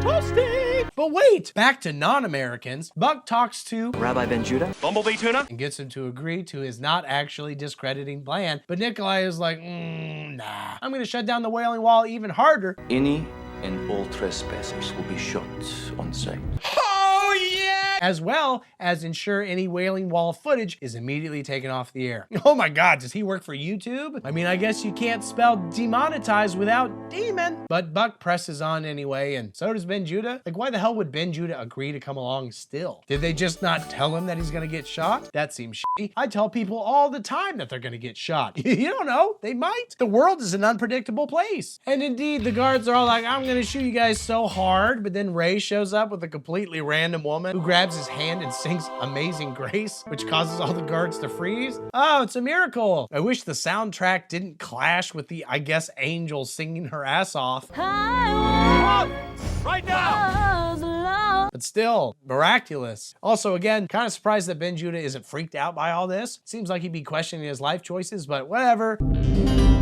Here are the flaming hot Christians. They start arguing, but the broadcast is caught before they say anything useful. And even still, they're all just sort of saying a bunch of surface level Christian stuff. For God so loved the world that he gave his one and only son. Wait, what? Which is fine, I guess, but it's not anything more than Bruce or any super cool youth pastor with a guitar could have come up with. And all of which would surely be already known by the world's greatest religious scholar. But I guess it convinces Ben Judah right as the guards unfreeze. And my boys, they spit even more fire. This is basically a Christian interpretation of the fight between Sub-Zero and Scorpion. The next day, Nikolai hypes up Ben Judah's impending dope-ass speech and also isn't upset with Buck at all for sneaking in and getting a bunch of dudes burnt up. I appreciate what you tried to do for me at the Wailing Wall. He really does seem like a nice boss, like for the Antichrist at least. Also, his childhood seems rough. Like, did you hear about how he was pierced by a farm machine? The spear of John Deere couldn't keep him down. He's overcome so much. Nikolai.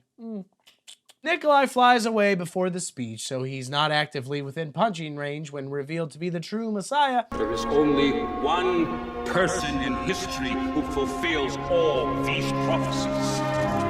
And his name, John C. And he can't order the broadcast cut because Ray has sabotaged the plane's radio or whatever, like a total Judas. Again, most people miss this, but Judas's ultimate betrayal was actually when he jammed radio communications outside the Garden of Gethsemane so that Jesus couldn't call for a Black Hawk extraction. They tried to take that out of the Bible, but real scholars know. I still don't see how this speech will make any difference to anybody, but it's apparently a big deal to Ivy, so I guess she's converted by this knowledge that, I don't know, I thought was well established. Ugh. Jesus, you say? Intriguing. I shall try to learn more about this Jesus person. Am I saying that right? Is it Jesus? And I ask you to stay with me forever. There's no new information being presented as far as I can tell, but I guess Nikolai's upset. And though this is a devastating setback, he channels his inner Saturday morning cartoon villain and vows, This is not the end! You'll pay for this, Captain Planet!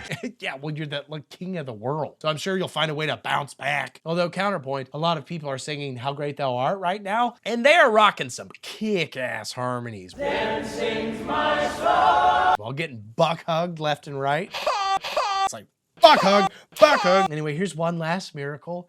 Oh, the movie's finally over. I saw the news today. Oh, shit. Should I start my own tribulation force?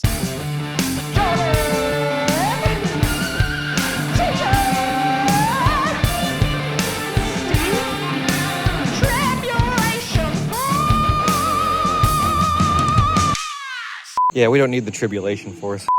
Oh, well, I guess everybody go home. Apparently you're not needed here. You guys don't deserve me anyway. Steve Blank out.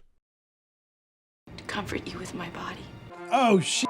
Looks like we're going to the Pacific Theater, boys. Or wait, maybe actually Modern Warfare 2? Either way, if this movie doesn't end with literally a Predator missile strike on the literal Antichrist, I will waterboard Dave with holy water in protest. Wait, is there an anti-Dave? Or is Dave just the anti-Dave? All right, Nikolai, 1v1 me on shipment. That's when I should have in my bed. All All right, so yeah, the White House is looking rough. And a guy that I assume is the president, but could also be like the White House chef since it appears protocol and character plotting probably aren't huge considerations at this point. He serves voiceover into a handheld camera about Rapture stuff and peace and all that. It's almost exactly the music video for Story of the Year's Wake Up. I watched it all happen. Now, this movie came out before that music video, so obviously it's actually that Story of the Year is ripping off Left Behind 3, which makes sense. This movie was huge. Everybody was talking about it. It was the story of the year. It infiltrated the English language. If you forgot something and said, shoot, I think I left it behind, people would smile and go, don't you mean you left it behind World at War? And then you'd both laugh and you do finger guns at each other. It was a more innocent time. Oh, I left behind my AK-47. I don't think you get it. Oh, let's do that again. Flashback to earlier when some trucks smashed through the gate at a global community restricted area. They're trying to steal some Bibles. We gotta get these Bibles out of here. Turns out Chloe is one of the Bible thieves. Oh, it's always sad to see a young woman go from stealing hearts to stealing Bibles. I see it every day on these mean streets of rural Virginia. Also, Chris is there, which I don't feel very strongly about. Like, do you remember Chris? Well, forget him again because he's dead after refusing to say that he didn't work for God. Who do you work for? Good almighty. And weirdly, Wikipedia has a wildly different accounting of this event. Guards burst into the warehouse and are handily defeated by Chris, parentheses, using Kung Fu, while the remaining Trib Force members escape. He defeated them with Kung Fu. I know Kung Fu. He didn't. Jesus, Kung Fu! I just watched him get instantly shot to death. Who rewrote this holy script? Sure. The Tribulation Force? Chris's ghost? So there was a better movie, The Tribulation Cut. We gotta find it. That cut got raptured. It was too good. It's too good. God wanted it. God, yo, I need this one for my archive. Heaven Criterion Closet. Cut from there to the president and a vice president blasting stuff with shotguns. Uh-oh, hope this guy isn't Dick Cheney. You can shoot me before they even knew what happened. The president already apparently knows that the VP is supporting some militia that recently stole a bunch of missiles. The militia knew exactly where those missiles were. Despite the fact that, hey, we don't do missiles anymore because Papa Nikolai said not to. Do you want to get the US grounded? I'm fighting for America, not against it. The VP claims he's intercepted transmissions suggesting Nikolai is gonna blast America with some biological weapons. And the president's like, that's crazy, the king of the world would never do that. He told me. Whoops. As vehicles explode, their limo driver floors it for about 100 feet of budgeted shooting location, and then is like, screw it, and runs away into the much more affordable forest. And of course, that's the exact moment a bunch of snowmobile and terrorists show up and explode the vice president with a rocket-propelled grenade. R.I.P. VP via RPG, LOL, LMAFO. Laughing my ass off, dude. LMFA. LMAFO. Dude, I am laughing my ass fucking off, dude. So yeah, it's looking pretty bad out there. But then two mysterious motorcyclists cycle up and machine gun everybody to death. Do you think they're literal Hell's Angels? Or I guess Heaven's Angels, but still like machine gun wielding, motorcycle riding celestial beings? I don't know. Cut to a double wedding with Chloe and Buck on the one side and Ray and some random woman we've never met named Amanda on the other. Hold up. Wasn't Ray's whole thing that he was trying to level up biblically so he could go be naked in heaven with his wife after the tribulation? So now is he just gonna be up there with two chicks at the same time, man? Love bears all things. Also, Dave, this is the correct way to do a father-daughter wedding, okay? When they're marrying other people. What you keep trying to do is very sinful. Sorry. Bruce officiates, and he's apparently undergone some extensive surgery to hide his identity in this brave new secular world. These movies really are the MCU of Christian cinema, because they too think that all black actors are interchangeable. Don't do that, they'll believe that. Don't do that. It doesn't help that the original actor both couldn't return because of scheduling conflicts, but also because apparently his Catholic priest didn't want him to, because like I said, most of us that have actually bothered to look into it think the Rapture, like this franchise, is some bullshit. Father, I must confess, I've been in a couple of shit-ass Rapture movies. He's like, Jesus Christ, that's the worst sin. They all make standard vows. To comfort you with my body. Oh, shit. Chloe. Ooh, you better buckle up, cowboy. Woo! Oh, I don't know. I'm sure we'll find something to do. Oh boy. Hey. She's like, I gotta comfort you with my body. You may kiss your brides. At the same time, man. Now get out of here and comfort each other with your bodies, you crazy kid. More like tribulation force. I've got to get to Washington. Wait, let's pray. This movie has a lot of that. Praying, not body comforting. But this prayer doubles as a way to exposition just how crazy persecuted Christians are now. By what? Fire extinguishers? Because last time we checked, you had... They send us for re-education. They sense us as terrorists. Oh, yeah. I still feel like could have solved all that, but whatever. Nikolai calls the president in for a meeting, ostensibly to just be like, you doing okay after you ran into those super mean snowmobilers? Okay, great. Thank the gods. The gods? I don't understand why Nikolai both fully scorns religion but also constantly refers to it. You're the Antichrist, not the centrist Christ. You don't see Dave always bringing up non-assless pants. I guess it'd be more like if Dave brought up pants with one ass out. There's no real way of knowing, is there? Also, why does Nikolai flaunt this weird vial of desk poison? Even if the president hadn't been warned about a biological attack, this would seem weird and suspicious, right? It's like when some ass clearly wants you to ask about the weird facial hair they have. Oh, this? I guess Nikolai doesn't care since he's in charge of the whole world, but still, maybe keep your weapons of mass destruction somewhere besides your desk? What if you bumped them? No, Dave, he shouldn't put them up his ass. Please stop suggesting that for every cylindrical object in every movie that I review. It's like, might as well have a skull and crossbones on it. It's like, what is that? I gotta ask. Yeah. About the glow. Looks like poison or like gamma radiation in a vial. That's the most baller I've ever heard in my entire life. Yeah. Just like popping that up there. More aggressive, but it would be very similar to just like having a rocket launcher on your desk.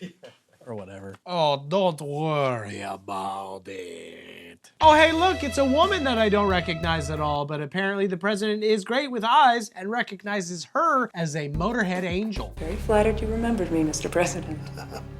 How can I forget? Her name is Carolyn Miller, and she pretends to be Nikolai's aide, but like a different one than Hattie, and I guess freaking Steve Plank, I guess. He has so many aides. He's got horrible aides. Despite all this, we must stay the course. But secretly, she does motorcycle vigilante, I guess. Interesting, like a Christian Batman.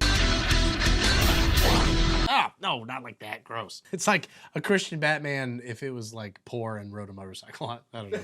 Anyway, everything is a cross. Yeah. Buck shows up in Washington, which again, Wikipedia claims is Los Angeles. I've got to get to Washington. I cannot believe how shitty the editing is for the Left Behind: World at War Wikipedia page. And there isn't even a page for the second movie. Is there something more important that the mods are focused on? Support my Patreon so I can pay someone to be on call to edit these wiki pages whenever I need. You have the Tribulation Force.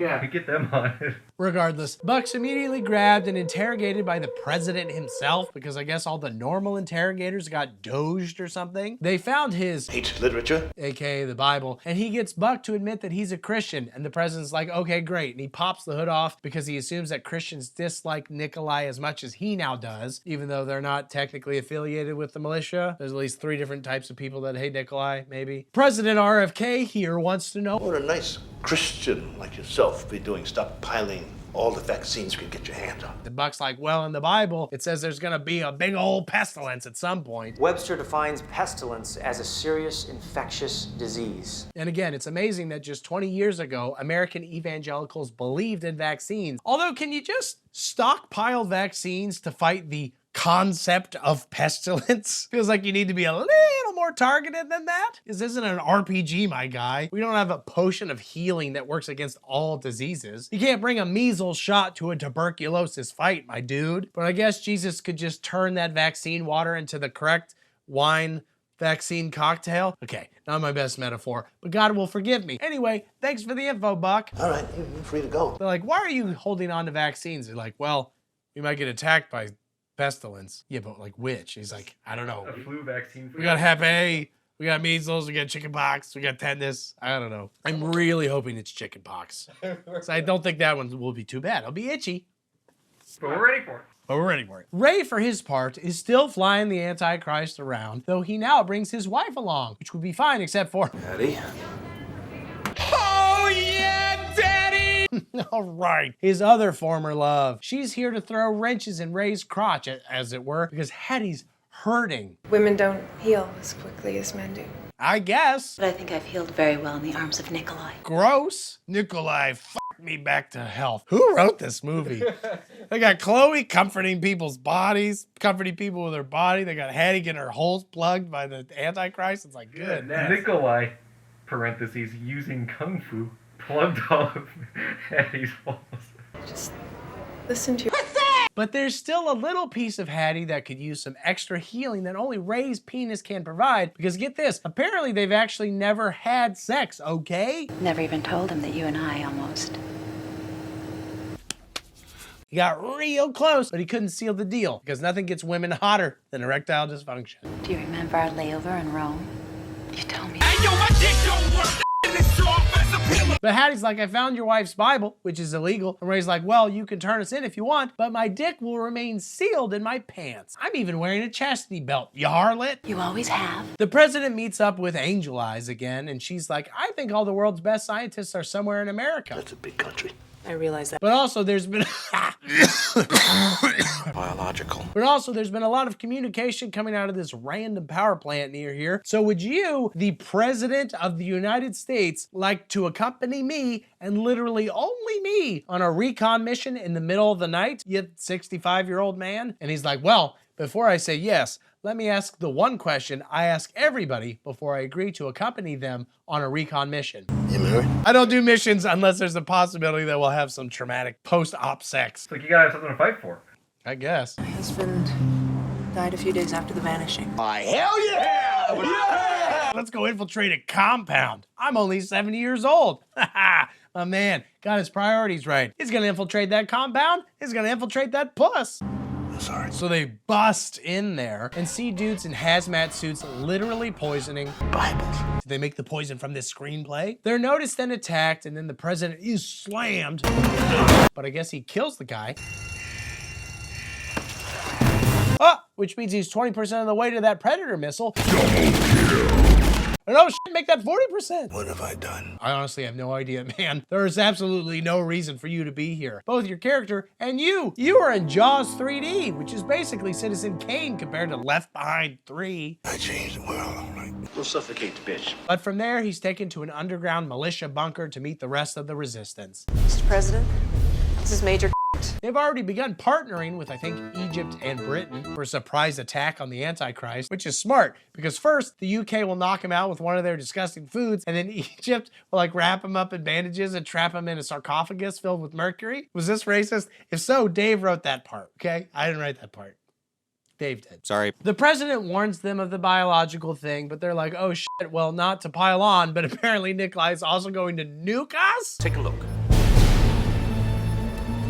Wow, after he got the world to renounce nuclear weapons? I don't use this word lightly, but the Antichrist? Not a nice person. He's like, I'm gonna biologically kill you, and then I'm gonna nuke you. And it's like, okay, I'm going to give you chicken pox, and then I will blow up your house. Well, why give me chicken pox then? You're just wasting resources. Yeah, you don't need to double down. He's like, I have so many other ideas. I'm going to cut your toes off with scissors. Time frame? Days. The president then immediately calls to warn and prepare Buck. Good luck, Buck. Because the Buck stops with Buck, right there with Buck, I guess. I don't know anymore. Then the president's like, okay, before we attack Nikolai, I would like to try to assassinate him with a real fancy little gun. This is porcelain. Remember, when in doubt, pinky out. It is adorable. If the assassination fails, he'll still be able to hold a fancy little tea party. But also, if you don't kill him, you can use this transponder to call a Predator missile strike on yourself. And everybody's like, okay, we'll let you try that. But remember, you need at least 3 more kills to earn that kill streak. President. Elsewhere, as the Bible definitely said would happen, Christians are getting sick in churches because they just can't stop licking all these poisoned Bibles. They're using them like holy fun dips. It's like, guys, stop. So Chloe heads to Bruce's church to heal everybody. These vaccines weigh a ton. Oh, that's how you know they're good. They got that healthy weight. Not that they really need them since... We can't die. Oh, really? Until God says it's time. Oh, okay, sure. Don't tell Bruce, though, because he's looking... raw. Rumor has it he actually ate a whole Bible, Kirby style. In a better movie, the poison would mutate him into Bible Man, able to reproduce any superpower from the Bible, like the ability to summon bears or rub mud in people's eyes. Why?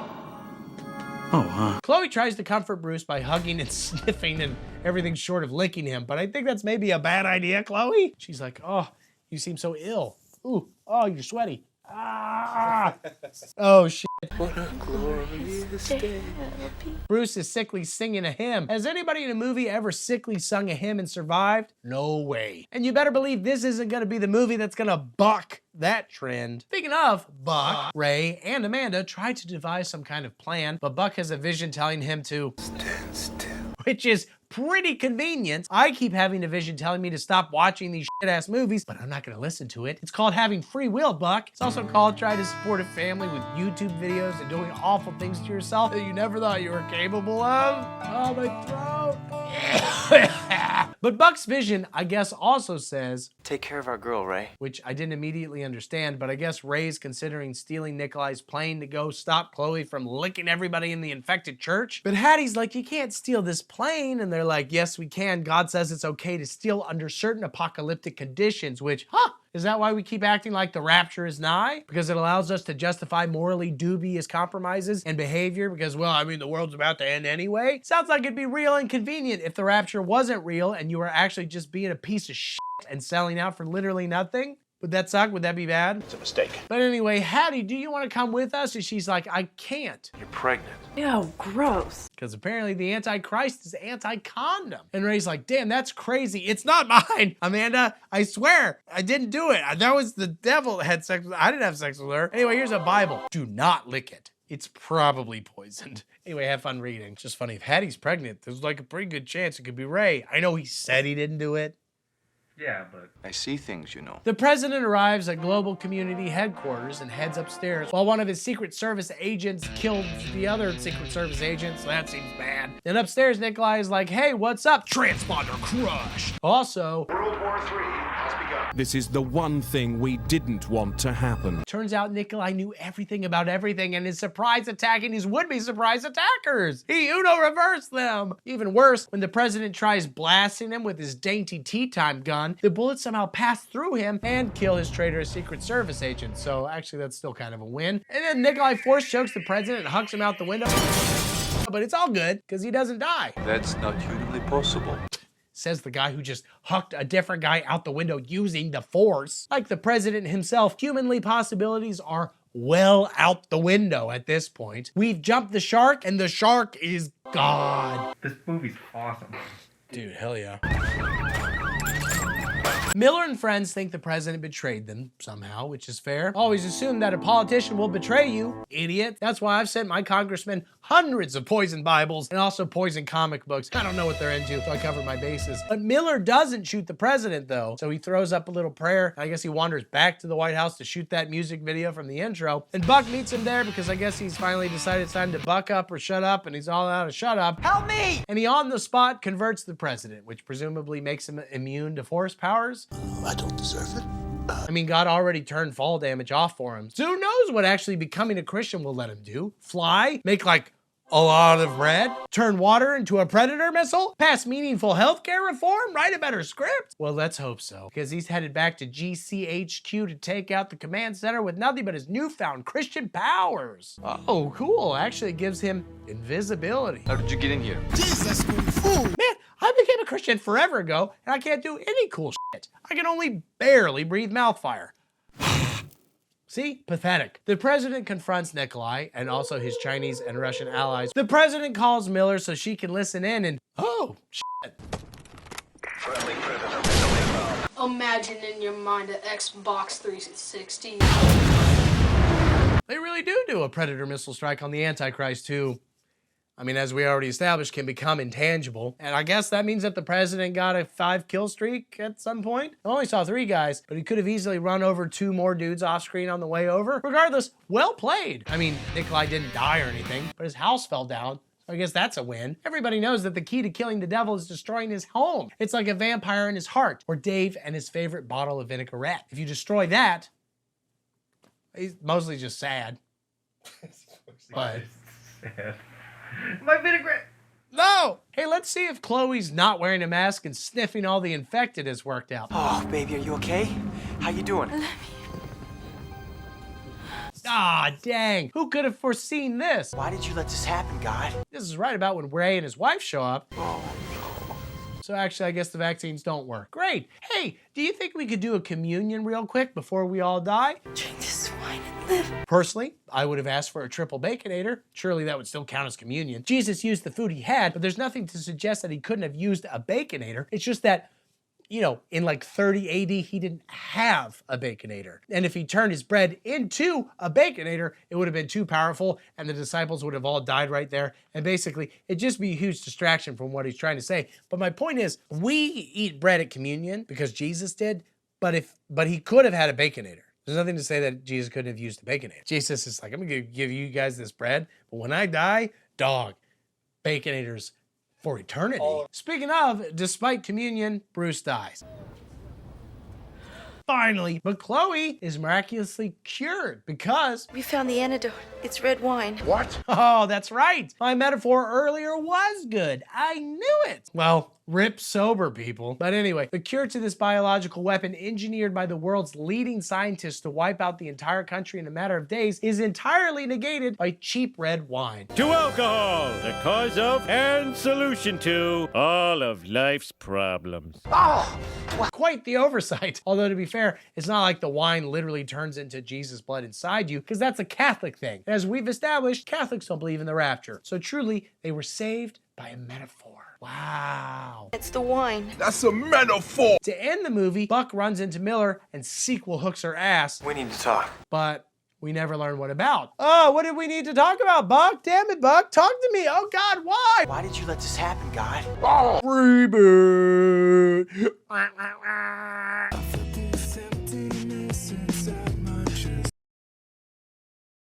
Kind of makes me wonder if there's more. Okay. Ooh, Diablo, that's not good. Damn it! How to boof wine. I am gonna find a way to pay you back. Oh, okay, so the second coming has happened of this franchise. Oh, God! And the reboot starts with some very happy music that they clearly downloaded off a stock music website. Despite me being available to write Christian music for horrible Christian movies, I have the experience. Seriously, I did all of the guitar in the first two God's Not Dead movies. And if this gets a lot of views, maybe I'll do a whole video about that. But until then, we're at the JFK airport following Reboot Chloe around as she chats a bunch of exposition with her mom. So is everything set for Dad's surprise party?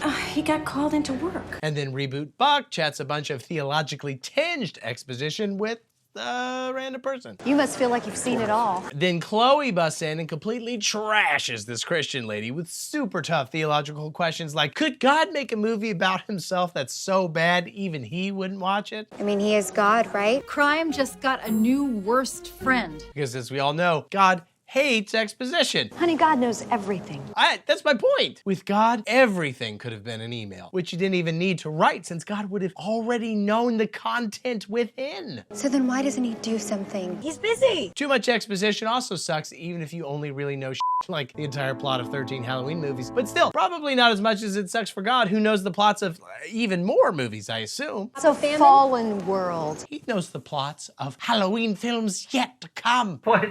No. Yes, even in John Carpenter's womb, where they are being knit, God is there. If there was a creature like that came down here, we wouldn't have a chance. Now that is mysterious. Cameron Williams. Buck to my friends. And Chloe. Chloe to my Chat some exposition with each other. So you're in college. That investigative journalism, it really pays off. Oh, and you say you have cheating daddy issues and Christian zealot mommy issues? Oh, is she pretty nutty? but also kind of sexy? No.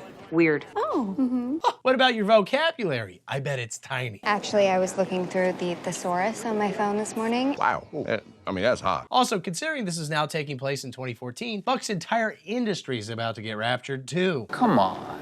Anyway, Reboot Ray, Nick Cage Steele, parks his car and pops off his wedding ring because my man has no chance in heaven against Reboot Hattie here. My God. And once again, stock music really sets the scene emotionally. That was really good. Except, oh wait, he sees Chloe, and you know, I think what would be helpful for me would be if they could provide maybe a little exposition. Thank you. Let's talk, sir. Oh yes, please. Like, what is this building they are in? How do planes work? What is air? Please say, don't show. No, I'm fine. All this action has been dizzying. Wait, let me look at my thesaurus. It's been vertiginous. I like that word. Chloe notices her dad has popped off his wedding ring, and he's like, well, just like a condom. I never wear it when I fly. Oh yeah! Only like when I'm running a train. And Chloe's like, that makes sense. My thing is that every time I get a condom, I'm always trying to shove it down my throat. These two are clearly very close and open with each other, unlike me and my parents. Last weekend, it took me 10 whole minutes to notice my dad was wearing an eye patch after becoming a pirate captain over the weekend. He's like, do you notice anything different about me, matey? And I'm like, haircut. He whips out his cutlass. Still seems like the old graphic designer Greg that I knew and loved. That parrot seems new. But anyway, Ray's gotta fly this plane. He was called in last minute after all, and Buck's still trying to buck. Love that laugh. Oh no. My name is Fuck, and I'm here to fuck.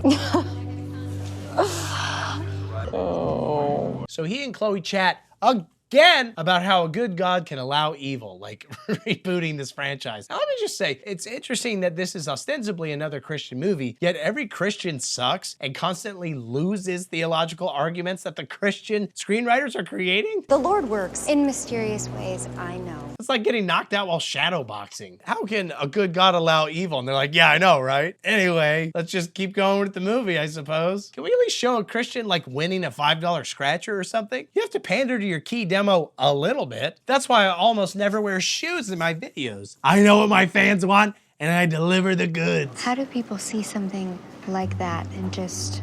If you look hard enough, you will see whatever it is that you're looking for. But to take it even further, the Christian thing, not the feet thing. Spoiler alert, nobody really becomes a Christian during the film, so I guess they're just hoping audiences will go, yes, Christians are annoying and their theology seems inconsistent and unhelpful, but they're definitely correct about a rapture, so I guess I should convert anyway. No one that off-putting could possibly be wrong. Powerful, poignant, colorant. Oh wait, I think I accidentally looked up pigment, and we don't have time or money or willingness to reshoot. That guy cracks me up. But enough of that. Buck's got to catch this London flight, but right before he boards, a random dude hands Chloe some concert tickets that he got that he wants her to give to her dad. Ooh, I hope it's for the band that did this great royalty-free music. You too. Wow.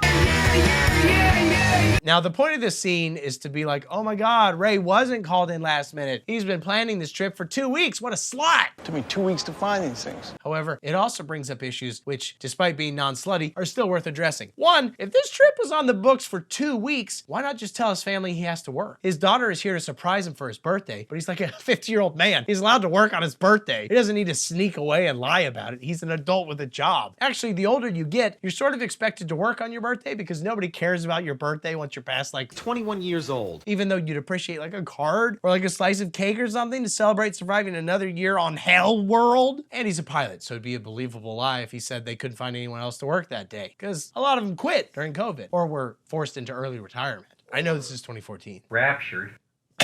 The rapture happened in 2014? Yeah, man. Only like 30 people were affected. My point is, he could have at any point said, hey family, it's looking like I'll need to work on my actual birthday. But if my daughter wants to come into town or something, we can do that either a week before or when I get back, or really whatever. There are a lot of options here. Thank you for your understanding. Did you tell him I was coming?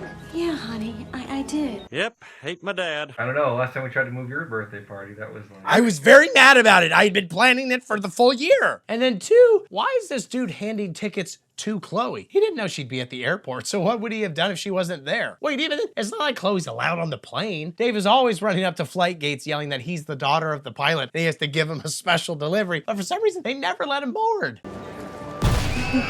So if Chloe hadn't been there fraternizing with someone who actually did have a ticket, what was this dude's plan? Oh, right, of course. He'd have a stewardess swallow them and then have Ray fish them out with his tongue. Smart, chic, besuited. Some details, please. And finally, 3. Who needs an intermediary to buy you tickets in the year of our Lord 2014? Back then, you got them the same way you get them today, by going to Ticketmaster and paying double the face value of the ticket because of all the hidden fees. Does Ray not have a computer or a phone? Did this guy buy the tickets off the black market? Even then, StubHub has an app. I don't know, nothing matters. So Chloe hands Buck the tickets to hand to her dad, and he's like, God, I'm so sorry, cheek kiss. Then Buck boards the plane and just walks right into the cockpit and hands them to the captain. Chloe asked me to give you this. Man, things were so different 13 years after 9/11. Again, all these people are like, I have a secret gift for the captain. Can I please go in? I guess. I don't care. This movie would be over in 10 minutes if they were from Argentina or something. Hola. Buck then sits his white ass down in first class next to his very fat cameraman, because you know how reporters and cameramen are always getting flown first class? You know what? I'll let you have one. In a fun twist, they're seated quite near a clone of Dr. Evil. Enjoy our excellent service. Oh, this is gonna be a fun flight. So you're a betting man. Oh, thanks for calling attention to my gambling addiction, dick. Speaking of, let's talk about today's sponsor, DraftKings. Still kidding. Still won't work for them. Still slightly worried that sports gambling might destroy our entire country. I don't think it's a good idea. Yep. Quick question, is this like a watermark for the green screen outside or something that they put on the daily so that they would remember which scene this was a part of? Either way, somebody goofed up and is definitely not going to heaven. Also, I looked at the streaming version of this movie. Not on there. It's only on the version that I didn't steal. That's not how I meant that. Turns out Ray flies for PCA, which I assume stands for Presbyterian Church of America, a notoriously anti-rapture denomination, and, to be honest, not that great of an airline. Their baggage fees are an affront to God. Apparently, Ray hasn't sealed the deal with Hattie yet. Only in front of other people. But the hope is that this black market London concert will lead to some truly unholy porking. I am gonna find a way to pay you back. I bet it's porking. They're gonna pork 666 times. This will result in Ray's death. It will be worth it. What? Oh, I was just thinking about Ray's. Chloe drives her dad's car back to her childhood home, and her much younger brother is like, Did you get me anything at the airport? And she sure freaking did. The brand new baseball glove that I've been asking for. Is there a Dick's in JFK? No way. Or did Chloe just help herself to a few random bags at the luggage carousel? That's how I shop for new clothes or sports equipment. Or is that how the ticket guy knew she'd be there? Like, was he getting her a black market baseball glove for her too? It took me 2 weeks to find these things. Yeah, I stabbed a man in the heart. Also, that's quite the traveling gift. Usually it's like a stuffed animal or a shirt or something. Is it this kid's birthday too? The gift is much too elaborate. Look at this kid's damn face. She's coming back from college. It's not like she was in Switzerland. It's famous for their baseball gloves. I always carry like several baseball gloves with me in case somebody asks me. It's like, oh. Well, yes, I did. A youth baseball glove for a young boy. Oh. Just for you. Anyway, let's go yell at Mom for a bit. That is why God brought you here. You think you drove home of your own free will? Scoffs deeply. God did not bring me home. I brought me home. But no, through continued arguing, I think we land on God didn't bring her home, but did send her dad to London, I think? If God brought me home for Dad's birthday, then why did he let him fly off to London? The Lord works in mysterious ways. Hey, who wants to go to the mall? Let's go to the... I heard there's an 80% off sale at GameStop. Oh, break dancers? This mall rips. Even better? Thanks, you buddy. See ya, dork. I'll be honest, I laughed extremely hard at this scene. It was just so unexpected and dramatic, and now she's just hugging some child laundry. Mwah, perfection. And yeah, the world is falling apart and sinners are going crazy. And it's way more dramatic than the first movie. I also like how the one thing that they made sure to keep is that everyone goes to heaven naked. Like, yeah, you can change other stuff, but not the naked part. That is non-negotiable. You can't be wearing Levi's in heaven. What are you, an idiot? I'm not here to tell you to buy American Eagle chains. They made the wise decision to turn the co-pilot into a Christian, though, to add some more stakes to the plane situation. They also do this by having Ray intentionally decompress the cabin to force everybody to put on gas masks. We're experiencing a decompression. We're all trying to find the guy who did this and give him a spanking. Now, if only they would have made one of the plane engines Christian, even more stakes, an even deeper analysis of faith. Also, it would be very funny. They're like, oh, the left engine, I should have noticed when it started having Bible verses all over it. The left engine is speaking Latin, sir. I love the inspired casting of Nick Cage in a movie about the literal rapture and end times. Who better to tiredly sit for almost 100% of the movie's runtime and weakly mumble, This is an emergency situation. This must have been during his peak, I'm only in this movie because I spent all my money on swords and dinosaur bones and pyramid tombs phase. Repeat, this is an emergency. I mean, my God. You mean he doesn't believe in the rapture? I thought he was doing this for the passion. He was like a voodoo guy. Ray only has the energy to decompress everybody for a few minutes, so pretty quickly Buck, who is an investigative journalist, if you remember the 15 times he's mentioned it, immediately shoves his camera in everybody's face to be like, hey, why did everybody disappear? Did you do it? You have to tell me if you did it. I'm an investigative journalist. Impossible. Interestingly, one junkie woman is like, I know what's going on here. but immediately runs to the bathroom, which suggests she thinks they all ate bad airplane hot dogs or something. Except, oh no, she's having a bad cocaine trip. Is that a thing? I've had them before. I thought those only led to finance jobs in Michael Bay movies. Dave, go do a lot of cocaine and then report your find. Oh, you're already doing it. Well, good. Just let me know when you're done. Let me know if you have any trips. Whoa. It's not gonna last forever. But even those not addicted to hallucinogenic stimulants are losing their minds. Wanna know what I think? No. Hilariously, we never learned what he thinks. The movie just accepts that nobody would want to hear the opinion of a short guy. No short kings for us, except Jesus. He's the short king of all short kings. At this moment, Ray realizes what feels like a good hour after the rapture that, oh, shit. They're at the halfway point to London, so he decides to turn the plane around. Fool, this was your only chance to experience England with fewer English people in it. That is the dream. Except, whoops, there's a plane in the way, because you know how planes tailgate each other on routes over the Atlantic? So we overlay some weird stock rock music as Ray clips that plane with his plane and kills everybody aboard. Whoopsie. We have a plane down. We need search and rescue. We're all trying to find the guy who did this and give him a spanking. And because this is post-rapture, they all instantly went to hell. A whole airplane shows up in hell at the same time, like, Mayday. say it with your chest. Of course, Ray doesn't know exactly how emergency the situation is, so... I need you to take a picture of the wing for the captain. Uh-oh. Or they can feel... Perfect. Calm down, Ray. This is no time to panic. We're on fire. Oh, wait, actually. Fire's out. Literally, the fire begins and ends within a single minute of runtime. Woohoo! Wait, we're 60 minutes into this movie and I still don't know the occupations of these characters? Investigative journalist. Pilot. Someone say sexy construction worker? Oh! Of this plane? On the ground, the Left Behind sinners drive like shit. Do you know how to f***ing drive? So Chloe's forced to walk home on foot because I guess all Uber drivers went to heaven? I doubt that. We quickly learn that this movie is all about exploring, like, what if the world ended? But only for the smallest, budget-friendly versions of vehicles. Like the planes falling out of the sky are two-seaters, the dickhead vehicle-based raiders that steal Chloe's bag are on mopeds, and the school buses that fly off the bridges are short buses. What happened to all the full-size vehicles? Were those only owned by Christians and God let them bring their vehicles for the upcoming heavenly monster truck rally? That's probably it. Mystery solved. Chloe almost gets blasted with a shotgun and decides, screw this. I'm gonna literally break into the hospital and see if my now nude brother is running around in there. And honestly, if she did find him here all naked and happy, that would create so many questions I wouldn't even know where to start. But also, like, you were there when he vanished into thin air. Do you think he just started operating under spawn point rules? But of course, not only does she not find him, she doesn't find any children under whatever age God decides is too young to decide if you're a Christian. She knows this because there was a sad mommy hiding behind a curtain waiting for a chance to declare a dramatic revelation. A born actress dedicated to the drama. Respect. I heard some doctors talking a while ago. Miss Haley said I was the best actress in the play. So Chloe heads home to find her mommy disappeared midday shower, which is suspicious. Who showers at that hour? But not nearly as suspicious as the fact that she was apparently reading books about mummies. I thought she was a Christian. Bible through the window. It would be funny if she did actually lie about that and was hiding under the bed. Like, did anyone use the Rapture to pull a Don Draper and start anew?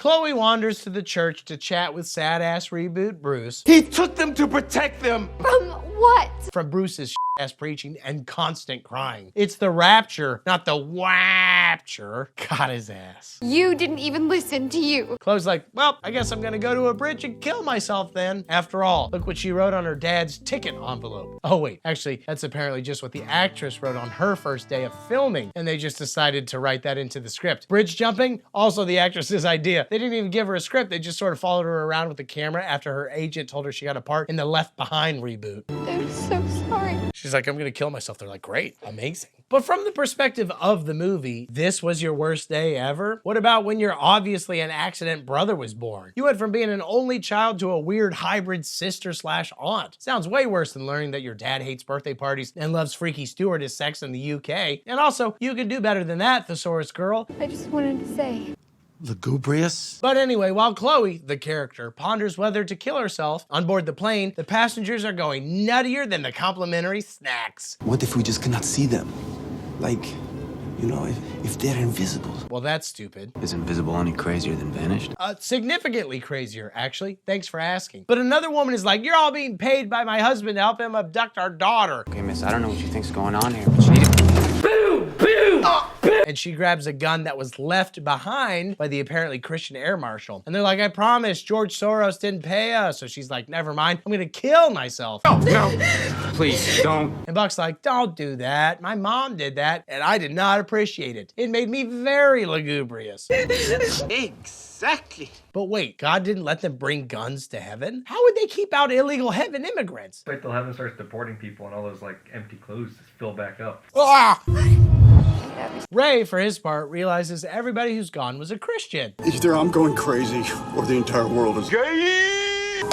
But Hattie's like, Where's this coming from? geez, what is wrong with you today? Has there been some sort of major unexplained event that recently wiped out half the passengers on our plane? And also, did we take out another plane? And also, are we leaking fuel? And also, are we going to die? Like, why are you so upset? Roy's like, no, this is just what my wife was trying to tell me about. Every time we'd be falling asleep and she would whisper, become a Christian or you won't get randomly sucked nakedly into heaven. Just do it, Ray. Try to sleep, woman. Anyway, my point is I should have listened to that instead of that terrible band that I got us black market slutty ass tickets to. So they're all in heaven.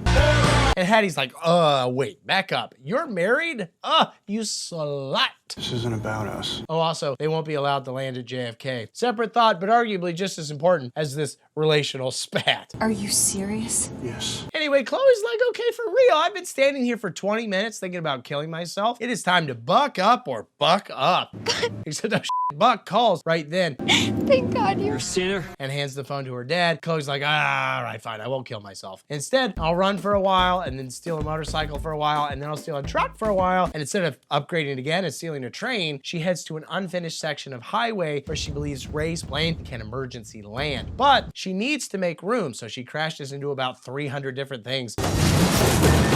Which is also my kids' approach to cleaning up their rooms. She's like, I gotta clean this highway. But how is she gonna let Ray know where she is? Open up the compass app. Oh, of course. But also, let's explode some shit for him. Right visual point of reference so I can see where the landing zone is. That'll do. And then, yeah, Ray lands the plane. Once again, God's solution to one of life's problems was to set something on fire. Chloe runs to give hugs while things explode, and it's very powerful and unlugubrious. Then the actors recreate what I'm assuming was the conversation the studio and director had when he delivered the final cut. You did a great job. I'm sorry. So that's it. No Antichrist, no conspiracies. It's mostly just a movie about trying to land a damaged plane. It's Apollo 13, except a plane. Snakes on a plane, except no snakes. Sully, except the entire movie is just the opening landing the plane part. I wasn't expecting to significantly prefer the original Left Behind movie, but here we are. It's like the Left Behind trilogy is not good, but at least it's something. The difference between it and the remake is the difference between a badly made burger and a single saltine with a bit of ketchup on it. The point is, this is my tribulation. I'm afraid this is just the beginning. I knew I should have read more books about mummies. That's really it. Yeah. They really did just make a version of Con Air. I'm gonna show you God does exist. You did a great job. I feel like there's got to be another clue. What else did you have in your butthole? So he got raptured because he was into mummies? None of this makes any sense to me. How to remove mummy book from butthole. And I wouldn't be too quick to sign up for a Vanishing's vaccine either. Ooh, spicy title. Hopefully this means the movie will be equally spicy. With God, all things are possible. So this is technically 6 months after the last movie and also the Rapture, but because it's been 9 real years, every single character looks extremely different. Also, they're like 50% related to Kevin Sorbo or are literally Kevin Sorbo himself. That's a rate of like 1.5 Sorbos per movie, possibly more, but our Sorbo meters do not go higher than that thanks to Biden-era EPA regulations. In the past 6 months, we've seen a dramatic, even shocking increase in Kevin Sorbo. It's been hard. Anyway, here's Buck just giving us the facts about those who vanished. And as far as we're concerned, none of them have been seen since. As far as you're concerned, that implies that some have returned, but they're dead to you, like, emotionally. Tens of millions of people suddenly disappeared. But there are a million people who are dead to me. You're naked and in heaven as far as I'm concerned, Bob. We're done, you traitorous slut. Oh man, maybe someone did try to do the Don Draper move to Buck and then came back and borrowed money from him that they said was for rent, but then Buck saw them bragging about their new limited edition sneakers on Instagram? Is that what happened? Can we see that movie? Apparently not. And mental health experts are telling us that the worst is yet to come. They turn their weapons and try to blow the Lord out of the sky. That's tight. But yeah, the world's now falling apart and Suicides are soaring out of control. like, no, really. Murders are up by more than 300%. Suicides are up nearly 1,200, 1,300, 1,400, 1,500%. And I'm guessing it's because people have started watching the Left Behind series. I get it, but that's not the answer. The answer is to join my Patreon. And usually I make Patreon please as a joke, but this isn't a joke. If you don't join my Patreon, I'll make another Left Behind movie with an estimated 1.7 Sorbos in it. I am a forgiving Jordan, but do not test me. Those are powerful emotions, and they need an outlet. All right, so Buck's interviewing this lady, and it's immediately apparent that this movie has things to say about COVID. what many are now calling a pandemic of evil. Apparently the government is telling people to stay home and they're spreading misinformation and say this is just because of facts. And also maybe there will be a second vanishing. Computers figured this out. That's right. Why would the government start advising people to be careful just because a few billion people vanished and suicides are up 1,000% unless they had some kind of ulterior motive? But Buck's not having it. And I wouldn't be too quick to sign up for a Vanishing's vaccine either. Jesus Christ, how much lower can this franchise dip? The limit does not exist. People are triggered. It's kind of fascinating, though, how you can track the rise of anti-Scientism among American evangelicals just by watching these movies. I mean, you shouldn't, but you can. Elsewhere, Jonathan Stonegal has created a social media site called Eden. Because food scarcity was only a problem in the early aughts, Stonegal's now buying up all the other social media sites, which means he'll be the only news source. Hopefully the Jeremy Renner app is still functional in this universe, because it's the only place where we can still learn the real truth. Don't just blindly accept whatever the so-called experts are telling us. Disappointed! Also, Stonegal's gonna blow a huge chunk of cash. $400 million to build a temple in the Middle East? It's a nice temple. Ray also looks different, but he's actually doing pretty well mentally. Do you think him putting on his pilot outfit at 9 in the morning on top of his t-shirt, even though he's no longer a pilot, is something a mentally unhealthy person would do? And these pants, those aren't standard issue, are they? No, of course not. At least it still fits. It's called dressing for the job you want. That phone will start ringing with pilot offers any moment now, just you watch. It's like when Dave started wearing the skin of that murdered police officer and the cops would not stop calling him. It's literally the most healthy thing that Dave does. Also, only healthy people flirt with their daughter. So are you thinking of getting into the...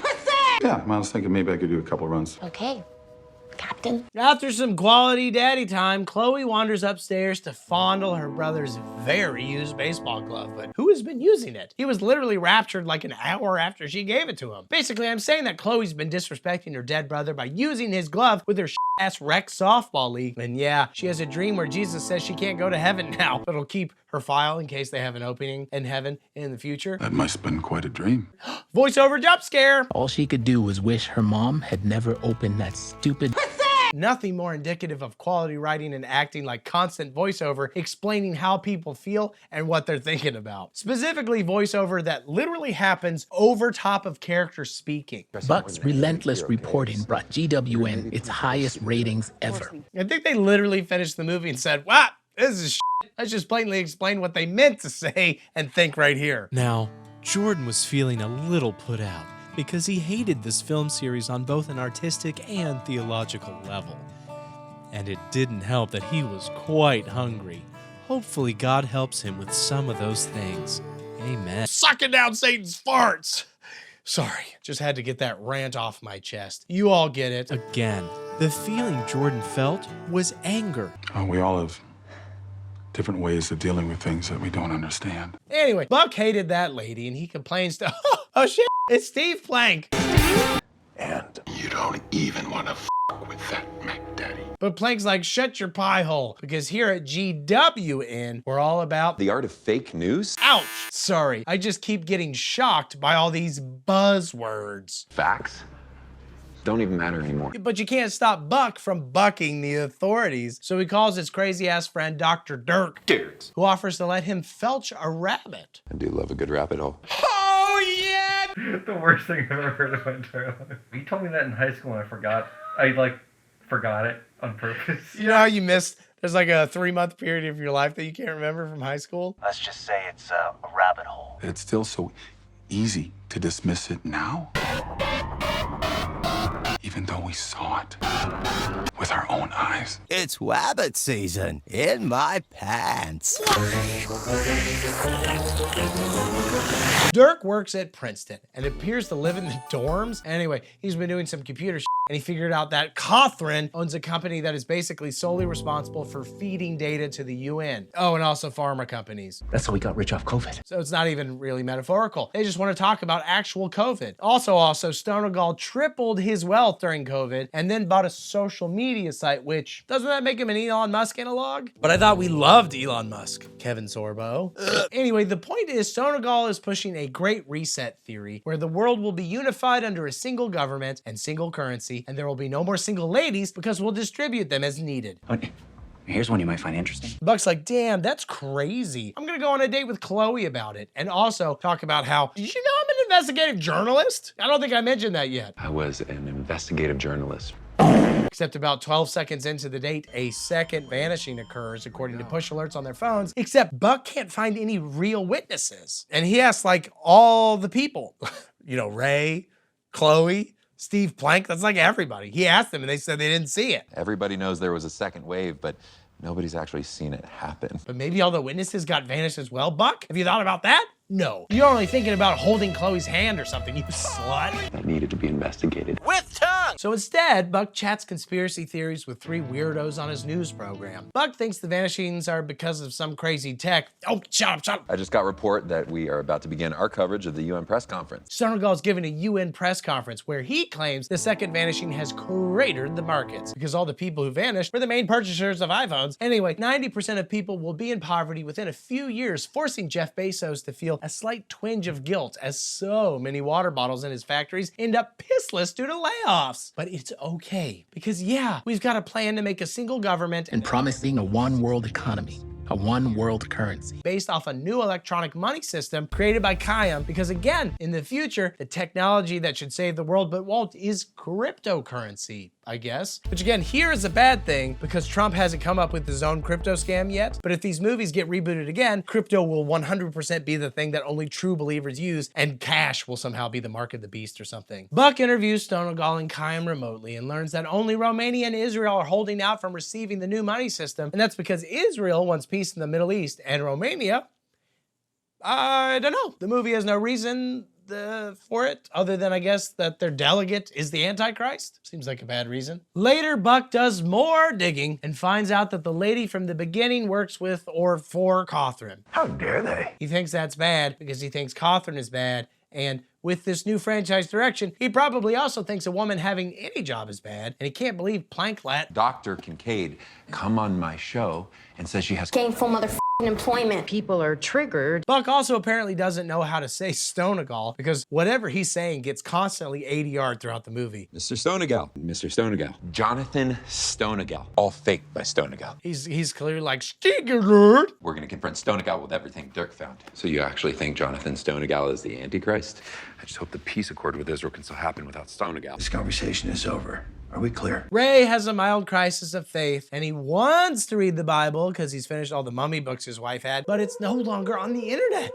It's all gone. The Bible, the brain pills, the boner pills. But that's okay. He's got an app for that. Except wait, when he searches Rapture, there are no results? Huh. I wonder if that's because it's bullshit and literally not in the Bible. Oh no, it's because of the government or something. I'm glad. No, really, the government clearly went back in time, stole a bunch of Paul's letters in transit, and crossed out all the references to the rapture, which totally were there before. Just Google it, bro. Oh my God, you can't even. Those sick bastards thought of everything. Oh. Can't believe Dr. Anthony Fauci would do this. He did it. So Ray wanders to the local church where All Souls Matter is spray painted, and there's blood on the ground, so Ray grabs a golf club before heading into the ransacked church. So I guess he's gonna go in there and sanctify somebody's ass. Got that golf club, about to go ham. In there, it's spray painted that God is dead, which is almost the name of that movie that I did some of the music for. Hopefully this ends the same way. Oh, also Reboot Bruce is laying there. How's it going, Ray? And I guess he's been doing the voiceover this whole time while just chilling on a pew. Did you cut a hole in the seat so you didn't have to leave the pew to go to the toilet? Yes. Hey, why don't we watch the classic film For Those Left Behind together? Behold. That's all Ray needs, I guess, so he'd better Get on your knees and thank God for the movies. No, goofball, for salvation, which he prays for. And just like that, Reboot Hattie shows up and tries to seduce Ray with a Just really wanted to see you. Fuck naked. But no, he's rebooted his religion. So even if she does work for the UN and they need a pilot or whatever, Ray is not your Huckleberry. Begone, she-devil.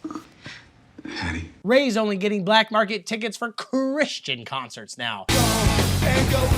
I can't. Except then why did you sit around your house in your pilot uniform if not for this exact opportunity? Now that scene looks silly, Ray. I'm not looking for a job, but thanks. Lisa still fits. Mm-hmm. What has it been, 6 months? Chloe walks somewhere and she gets slammed. She's also robbed and it makes her quite frustrated. So then she wanders to a hospice. I realize her arm got cut, but I don't think she's gonna die, right? But no, actually, she's here to hang out with Amanda, who heals her wounds, and also this very sassy lady. You messed up big. Who is very aggressive, considering she also literally was not raptured. Why are you still here? Oh, child.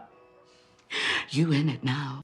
Nice deflection, lady. How many bodies do you have buried in your backyard? Jesus didn't say, let he who is with sin start hucking stones like dodgeballs. I'm sorry. You should be. Chloe calls her dad and is a bit sassy, and the lady is again like, girl, you need to honor thy father. And you, like this franchise, need to hurry up and die, woman. I'm on borrowed time. Elsewhere, Dirk has been trying to hack Eden this entire time, but keeps not being able to get in because of a password. Ah, damn, a social media website password, the one thing even the best hackers can't get around. Not without password. But thankfully, an unknown person named Dan7 texts him the password he needs, so he said he did it, he's the best hacker ever. But oh no, Eden is more than just a shady payment app. It's truly the shady everything app, including a bunch of spyware and a social credit system whereby if you're not conform to whatever arbitrary social standards, you won't be able to use money. Okay. Yeah, let's do it. You don't think it's weird that some random person just texted you the password? You don't want to question that at all. I'm not gonna look a gift text in the mouth. Buck shares negative Eden proofs on air. I'm talking atomic level bombshells here. Ooh, gimme. But he's thwarted by a sexy Judas coworker. And okay, so one reason Plank doesn't trust Dirk's proof is because he's the guy who thinks that 9/11 was a false flag operation. Which by the logic of this movie seems to suggest that Kevin Sorbo does think 9/11 was a false flag. He says, I don't trust that guy because he thought 9/11 was a false flag. Oh. But he's the guy that's right. So it's like the movie is saying. Yeah, like the shitty government will tell you that 9/11 is not a false flag, but we know. And this movie really does have everything. Pick a conspiracy to be excited about, you freaking lunatic movie. It's one conspiracy after the other. Conspiracy. Anyway. Your show has been canceled. Triggered much? People are triggered. So he goes back to Dirk and is like, what if the new vanishings never happened? Wait, What? And oh my God, totally was faked? We absolutely need to immediately run the story of what if this shocking thing happened? Can you imagine if it were true? Picture it. Well, that's all we have right now. Tune in next time when we imagine something equally shocking, like the love child of Bigfoot and the Loch Ness Monster. Can you imagine if this happened? That'd be bad. That would be bad, and we should be mad about it. Yeah. My guess is these people never even existed. Yeah, I guess you're right. So they go grab Kevin Sorbo's actual son, here named Connor, to, I guess, film Buck talking about the truth. But oops. It's a bomb! There's a bomb in the car. Not just a box office one. So Dirk's dead. Classic Satan weapon. Used all throughout the Bible. But that doesn't stop Buck, who goes after Dirk's secretly hidden laptop. There he is! And who then hides in a trash can. Let's go! No, I think we should stay. Why?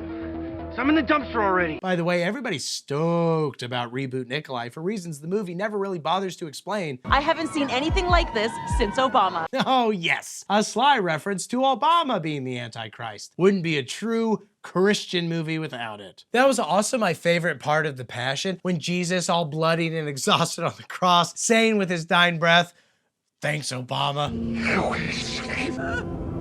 And then he died. It was powerful stuff. But he said it in Hebrew. It was very authentic. Yeah. Interestingly, Nikolai doesn't even attempt a Romanian accent here. And might I ask, who would that be? Why you? But are we supposed to believe that an American would be evil? That's limited to Romanians and Kenyans. And people that don't sign up for my Patreon. This is great. This is my favorite movie, actually. The sassy lady manufactures a reason to get Chloe and Ray united.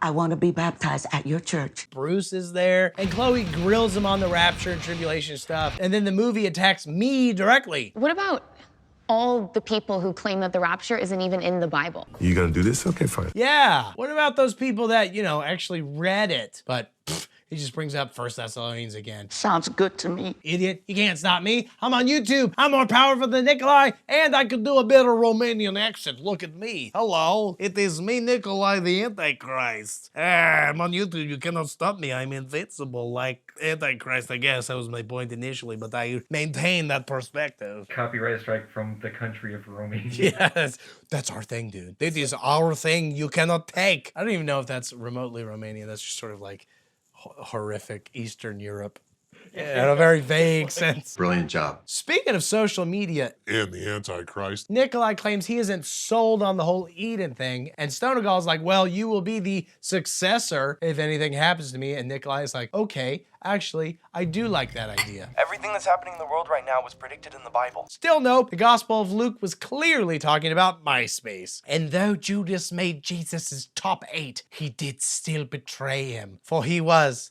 a beta bitch, unlike Bussin' Sigma Jesus. I guess that's mixing your eras, right? That's very, very, very mixed eras. I don't remember what we talked like in the MySpace era. The boy shall take up the act of peeing upon your leg, and I, in turn, will pee upon his face. Clever devil. Ray and Amanda have a brief side piece chat about their much more devout spouses, and they're like, where did it go wrong for us? I was just never able to get there. Ah, you mean sexually. I get it. Takes practice to get there. Then the movie transitions to more heartfelt discussions about faith, but like, who do you think is gonna be convinced after 90 minutes of insinuating that Obama's the Antichrist and COVID and 9/11 were hoaxes? Feels like you should pick one lane or the other. Far be it for me to lecture anybody about faith. Ironic. Cut to Chloe digging up her dead grandma's body to help prove the part about the dead rising first. And oh, look, she's not in there.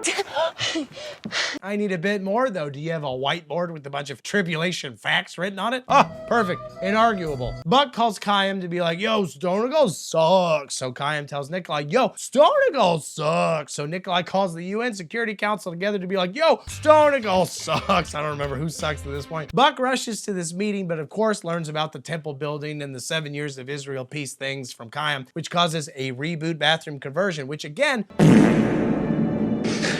forgive me, Jesus. Who would this convince in the theater? Like, I'm assuming that's partially the goal of this heavy-handed movie, but the idea that the main character comes to faith because he learns weird facts that sort of seem to line up with extremely confusing parts of Revelation is nonsense. As if the only reason we aren't all Christians is because we haven't yet heard somebody mention that one time they saw a beast that resembled a leopard but had feet like those of a bear and a mouth like that of a lion. Like, that's not where conversions tend to come from, dog. That's where Pokemon character creations come from. But whatever, it works for Buck, I guess. guess. So he calls Connor and they go to the meeting and Buck presents his evidence. Clearly see. He hit them with everything he and Dirk had uncovered. I want to hear him say it. But then twist, Nikolai is like, I'm Dan7, the hacker texter. That's ridiculous. What's going on here? And also, I'm going to shoot Stonegal and Catherine and blame it on an assassin. A slight tweak from the original movie. And anyway, all you sinners will be brainwashed and won't notice, except, of course, Buck's all bathroom converted. And Connor, I guess, is a Christian now, just because. So Buck runs to a supply closet and live streams the truth. Looks like Cameron Williams finally found the truth. Yes. People are so surprised that the producers purchased obvious stock footage of people being so surprised, to truly capture the level of surprise necessary to show how surprised people are, which was clearly a lot, as you can clearly see. Regular Christian movie actors just weren't able to achieve the necessary level of surprise looking, which is why they had to turn to Shutterstock. Like a really old creepy dude going, toddler with a handgun crying. Like, Gary, I just put that in as a joke. It made the final cut, are you serious? Buck then escapes his pursuers and everybody hops on a plane and hucks flyers about the rapture out the window. Wow, why haven't Mormons tried this? Way more efficient. This was awesome. I also can't wait for that one commenter to be like, I can't believe you bring politics. Yeah, I'm like, they brought politics into it. I didn't bring politics into it. These movies start with the UN owned by the friggin' Antichrist. Our mission is clear. I don't know. I still don't understand. Maybe I missed something.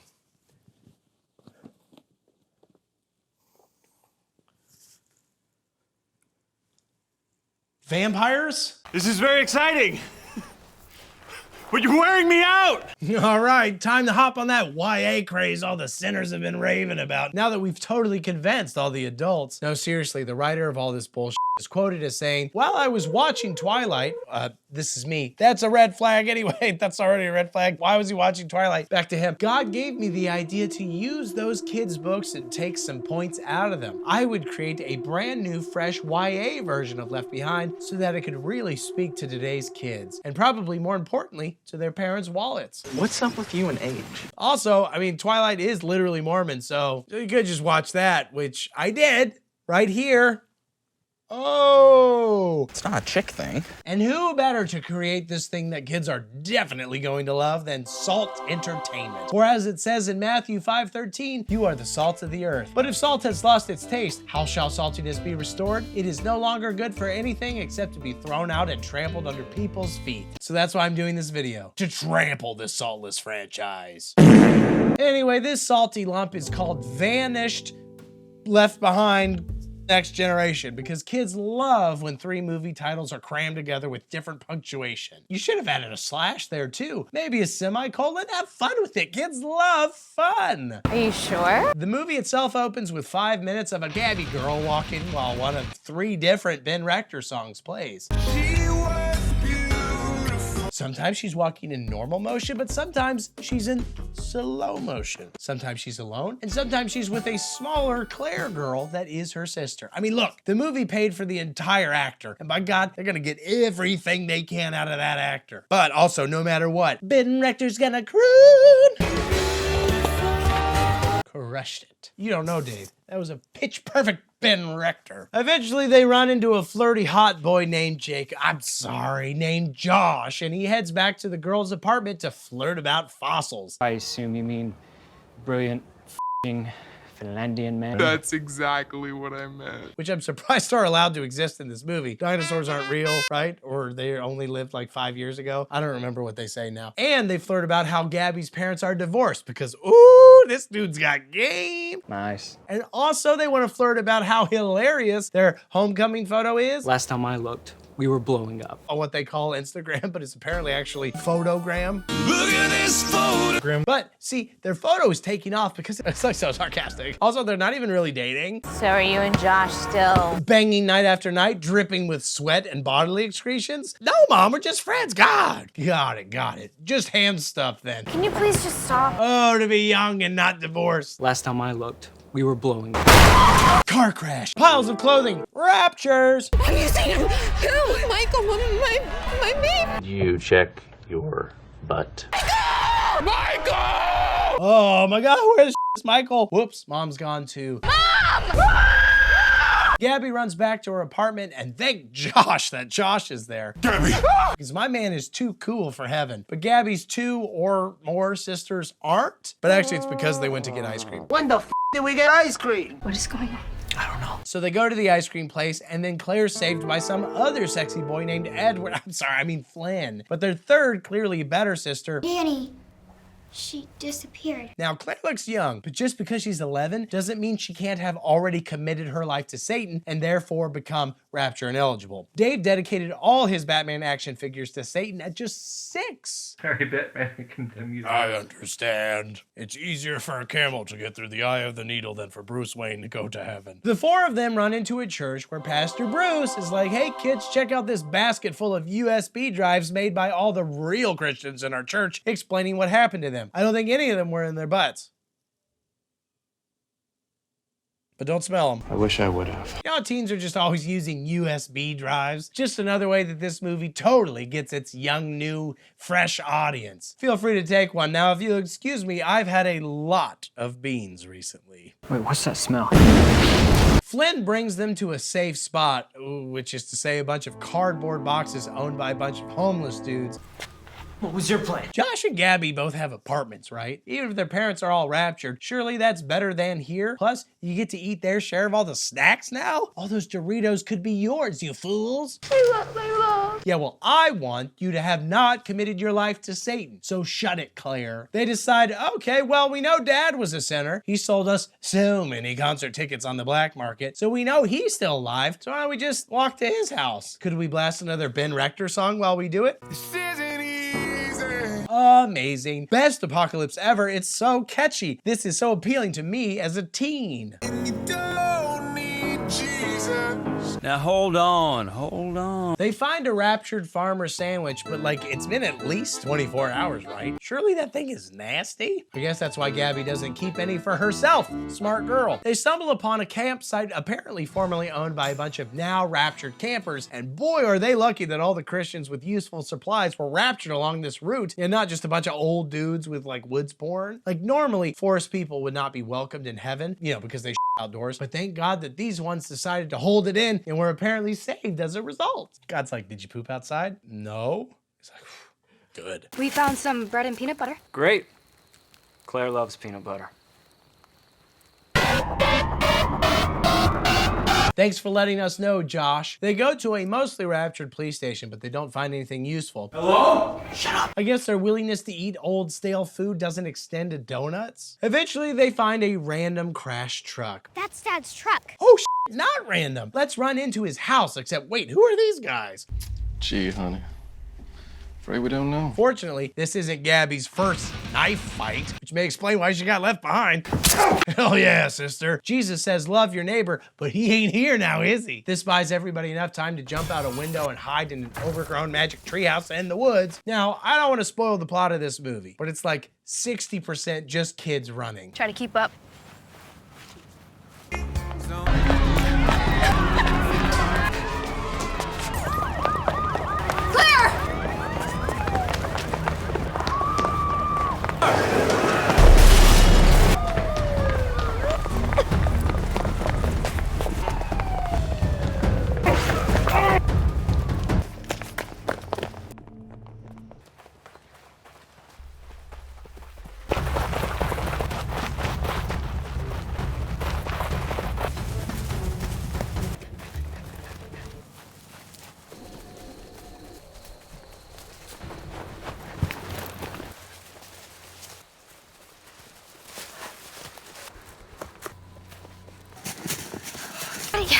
Where are the keys?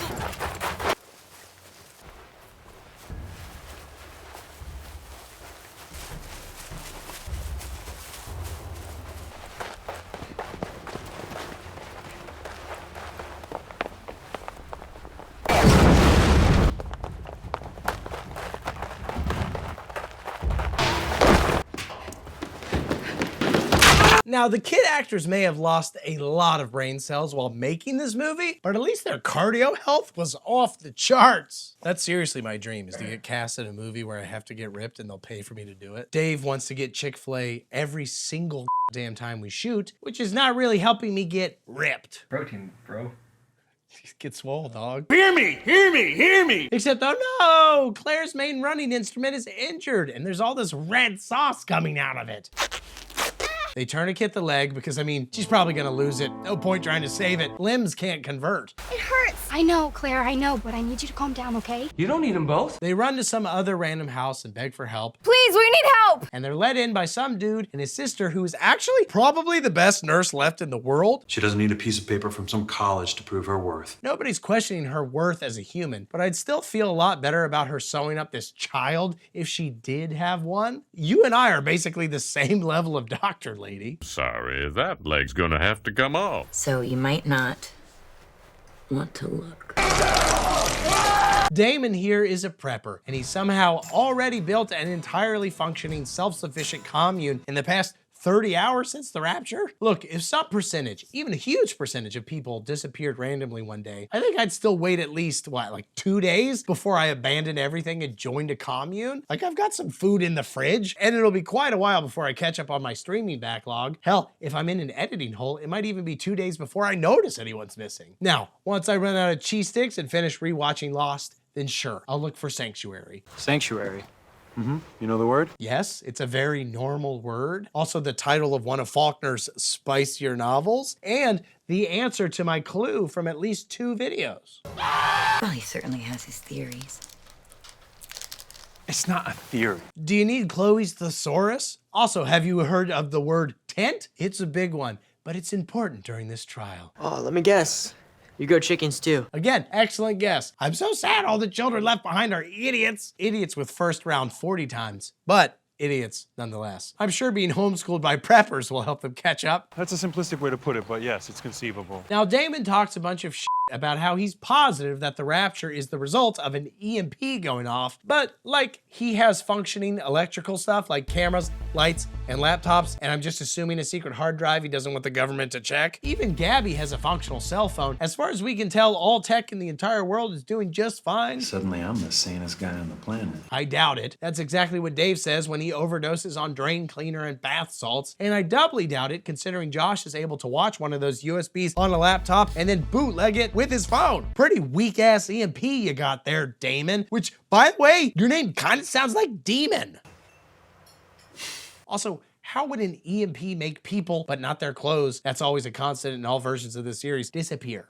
Explain that, Damon. My guess is that it has something to do with certain individuals' electromagnetic makeup. It's science. Anyway, the USB has the same pastor who explains the rapture in every other movie, which is actually pretty lucky. As far as I can tell, he's the most knowledgeable person in maybe the world on this day-and-a-half-old subject, but there were like 70 USB drives in there. They could have just as easily grabbed one from some idiot who goes off script and blames the disappearances on the unisex bathrooms and the lack of parking near his apartment. Fumes are spewing into the air, right? Spewing. They're like, wait, Jeff, what are you saying? But while Josh learns all the things, Gabby asks Flynn the question Dave asks literally everybody he meets who has a tan. How long you been on the streets? Damn, shorty. Flynn's like, good question. It's been a year because my parents did a lot of drugs. And Gabby's like, wow, that is so cool. My mom just drank a lot and my dad worked a lot. Nothing cool like hard drugs. Guess doesn't matter now. You're so cool. Flynn, we should kiss at some point. And Flynn's like, no doubt. But have you ever seen Twilight? Maybe you should ask Josh about it. Tonight was homecoming.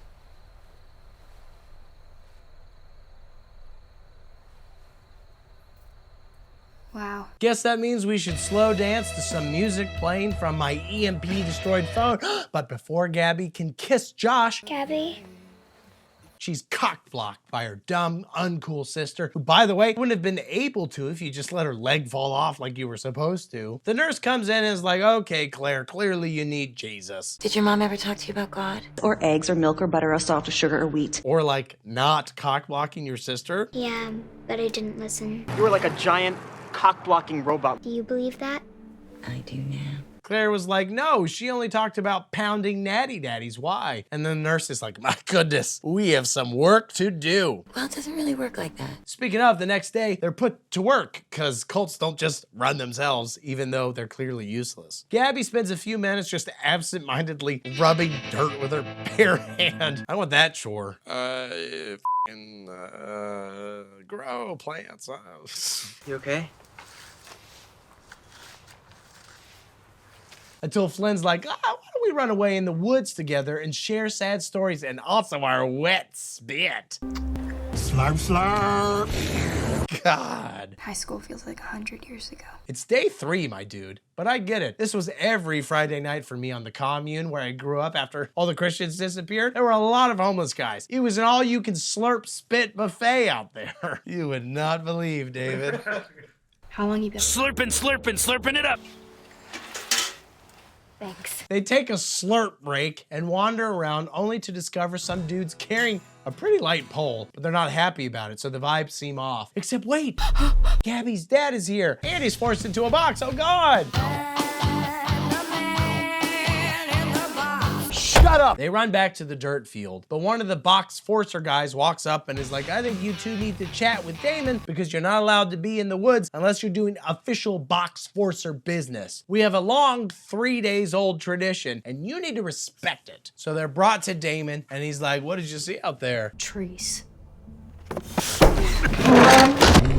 Uh-oh. I think he's a bad guy. He's definitely a bad actor. That's not in question. Well, at least we agree on that. But before he plugs these 2 kids, again, like 48 hours after a not even apocalypse, could you maybe try to call somebody and make sure civilization has definitely collapsed before you start shooting children? I think this is a lesson we should all take to heart.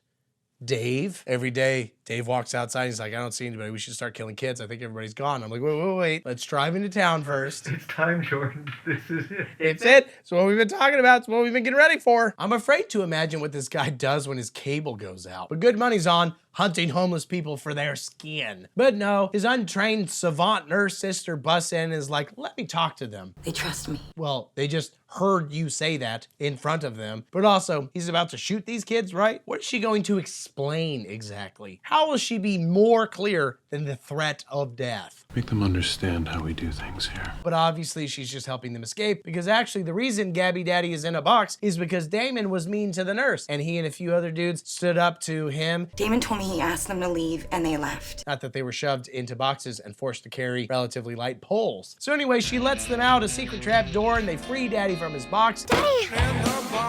And they escape into the woods for a little daddy-daughter heart-to-heart where he reveals that he found Jesus in the box. You. Yeah, me. They're soon discovered and Daddy gets blasted. But he keeps fighting because he's a Christian hero now, and that gives you +2 to Constitution against ranged weapons. And let's face it, resting in peace was the only way your workaholic ass was ever gonna get some rest. You're right. Gabby Daddy kills the dude who shot him, which is a good idea, practically, but I feel like it could be a risky move as a brand spanking new Christian. Do you wanna murder a guy right before you die? Now, I'm all for it in this scenario, but I'm just saying that Daddy here hasn't exactly been a part of a Bible study or anything. I guess he also tries to convert his daughter last minute because even while actively dying, my dude be working. Believe. And maybe that erases murder in his mind. I mean, I don't know. Worth a shot. They decide to head back to camp to save the other people there from impending box and pole fates, but that means they have to ditch Claire. If we're not back by the time it gets light, start walking. Gabby! That's the one thing she can't do! Might as well say if you're not back, then Claire should start flying or transform into a walrus. That'd be like me telling Dave, if I don't make it until the end of this video, do not eat my toes. Anyway, the 3 with fully functioning legs head back and split up for various runtime killing side missions. Flynn frees the other political prisoners using his street smarts and lockpicking skills, while Josh sets a fire with his smoldering personality, and Gabby fails to open the door to the passageway. The passageway was locked. Oh, damn it. Does Flynn need to do everything? The master of unlocking. He could have picked that no problem. That said, Flynn is caught by this guy. Hey! But actually, it turns out he's not really a trained soldier. I'm just a dad. Well, that's a relief. The kids love the lake house. Yeah, I get it. You're a dad. You love your kids, but they got raptured because they weren't old enough to worship Satan. See you later, Daddy.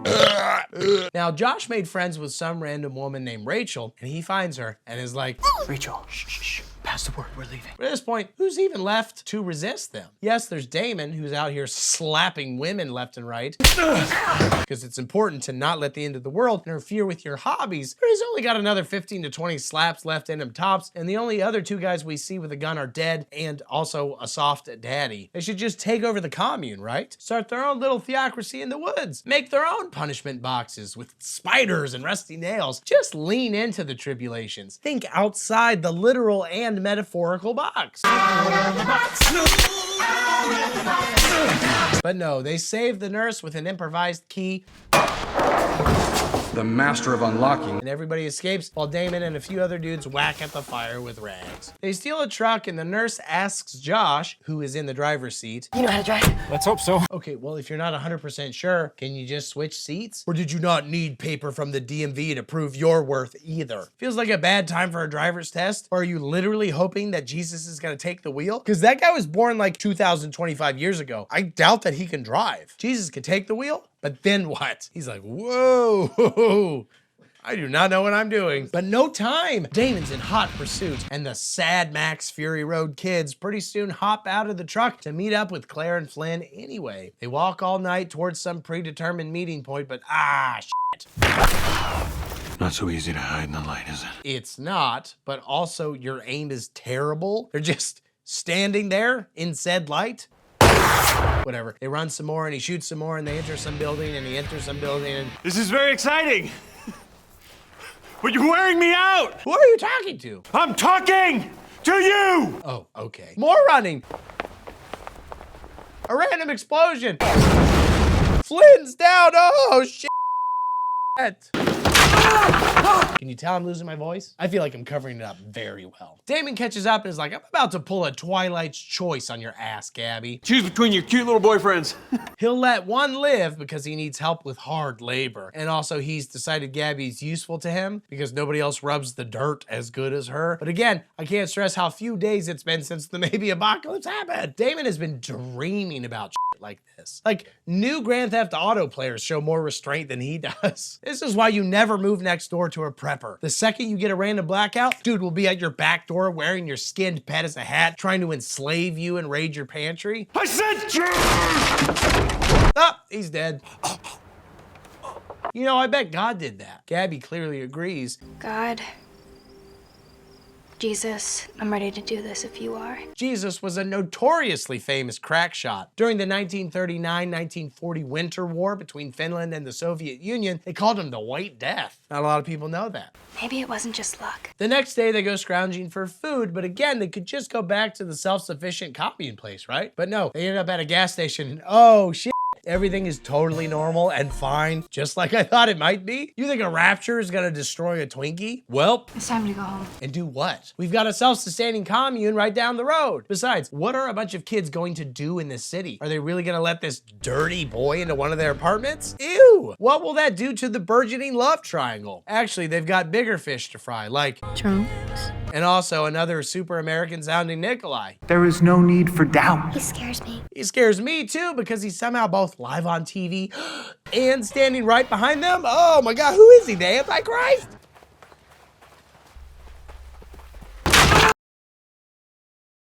If you've gotten this far and still don't know what I'm saying, here's a documentary to watch. A documentary about the Rapture? It's super good. There is going to be at some point an invasion of Israel by a great confederacy led by the Russians from the north of Israel. So this movie, video, documentary is mind-boggling. Can you explain any of this? And I considered putting it at the beginning of this video, both because it's the first thing the producers made chronologically, but also because it's actually not really narrative at all. There's no 3 acts, no sudden betrayals, no will they, won't they. Nobody got yelled at by Christian Bale behind the scenes. What you've just seen is a dramatization. Like this in the background. It's mostly just an explanation of the Rapture according to a bunch of old, seemingly Canadian, definitely annoying white dudes. What we can't understand is what you must be going through right now. The terror and the panic and the fear that must be in your butthole. As we'll soon see, the reason I threw it at the end is because it's so damned boring that I worried everybody would give up on the video before it even really began, that the video would be left behind. But if you've made it all the way to this point, you might as well finish the video, right? After all, if you don't, what if you don't go to heaven? Who's next? Who's going to be taken next? Side note on that, I think going to heaven is actually the wrong way of thinking about Christianity. Jesus didn't die and go to heaven, at least not initially. He was literally remade. He had had a new body that at minimum could apparently phase through walls like another Jewish superhero, but it was clearly made of the same stuff, as evidenced by him still having scars on his hands. Similarly, the Bible actually points to the earth being remade, like this earth specifically. And I think anybody who believes in a sort of spaceship theology, whereby we just gotta muddle through life on this hellhole to earn some ticket on the spaceship up to heaven, is actually deeply misunderstanding what's going on, and it leads to some pretty shitty attitudes towards real life. By contrast, if you're focused on the remaking of this world, you might actually give a shit about what's going on with the climate and like social structures. Whatever, I realize none of you care. I just find this whole series endlessly fascinating and honestly sort of terrifying. You see, the world you're sitting in right now is a completely different world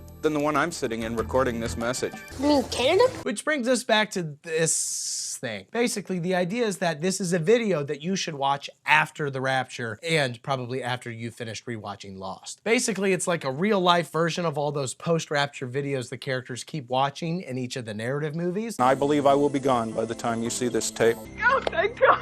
Oh, thank So it's a video aimed only at sinners, and yet the amount of boob in it is shockingly low. It's like, do you want sinners to watch this or not? Where are the boobs? Where did they go? They went to heaven. Like, we open on black and white footage of a dude running and breathing and heart pumping and searching desperately until he finds a remote and flipping on the TV. Basically, he's me when a new episode of Lost came out when I was a kid. But here, he's just trying to watch the news explaining all the crazy things going on. Yes, Richard, things here are completely out of control. And nobody does it better than Arthur. Thank you, Arthur. Arthur always gets the scoop because Buck is fictional and therefore not a serious contender to the best journalist ever thrown. Apparently at 4:59 Eastern on some random day, they wisely never mentioned because this video needs to be evergreen, which they nailed that, by the way. This video looks like it could have come out today. It looks so good. For your own safety, for God's sakes, get out of there. But anyway, at that time, millions of people vanished. There's lots of confusion. Some people think a tech thing, some think aliens. This is startling. Tremendously startling. And we keep cutting from an exasperated news anchor who's pissed that none of their tech works very well, which I guess is actually another evergreen thing. Dave? No, just push it through. We're losing video. Just push it through. We'll take what you've got. We'll do it live. And also, we cut a bunch to reporters in the field giving updates. I know we will be telling you this a lot today, but this next scene is horrific. For example, Atlanta is real bad because the majority of the population is gone because I guess they have a high percentage of Christians there. And a dude is interviewed being like, damn, my whole family got naked and left. I've been left behind. Hey, that's the name of the show. And also, everybody is literally insane. This man literally set himself on fire, literally went insane. Literally. Millions of people have literally gone insane. Well, figure it. Literally! Like, literally, it's bad. People have basically just gone crazy. Well, hold on. First you said literally, but now you are downgrading to basically? You're fake news. But yeah, I get it. They're off their rockers. They've lost their marbles. They're eating their own feces out of used KFC buckets because everybody who ate church's buckets went straight to heaven. I bust the windows out your car.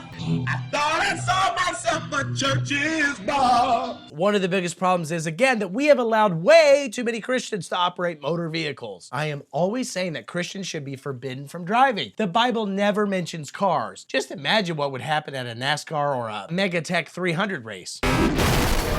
If you're watching this video pre-rapture, fire all your Christian pilots and bus drivers or you're gonna regret it. The president makes a statement about how the whole world is mobilizing forces in case they're gonna end up needing to shoot a bunch of mean aliens, extraterrestrial aliens. I must take this opportunity to tell whoever or whatever is responsible for this act. I'm gonna you. And then a few religious and scholarly types are like, the Bible told us this would happen. And by this, we mean that all the bad people would get disappeared so those who are left could evolve spiritually, like a monkey who converts to Catholicism. Not physical evolution, it was spiritual. The one thing that means anything, and I'm sure of it now, is love. That's an even weirder take than the rapture, but I appreciate their willingness to just sort of yes and their way through this apocalypse. Like there's people left who are like, oh, actually my religion says that the bad people left and we're the good ones, and now we don't have any bad people so we can become more spiritual. Oh, also NASA has found UFOs in space, and this is never debunked in the movie, but I mean, what is that supposed to be in the context of this? An angel? Like there's clearly something there. This is a weird thing to bring up and then refuse to explain. Although we are uncertain of its origin, It is definitely not a craft of our own. Boring. But then, of course, cut to an address at the EU or somewhere where a dude is like, I'll lead everybody through this time and it'll be great. God is dead. I'm a dictator, but a nice one. The death camps will have Taco Tuesdays and a weekly talent show. It'll be awesome. But then twist. What you've just seen is a dramatization.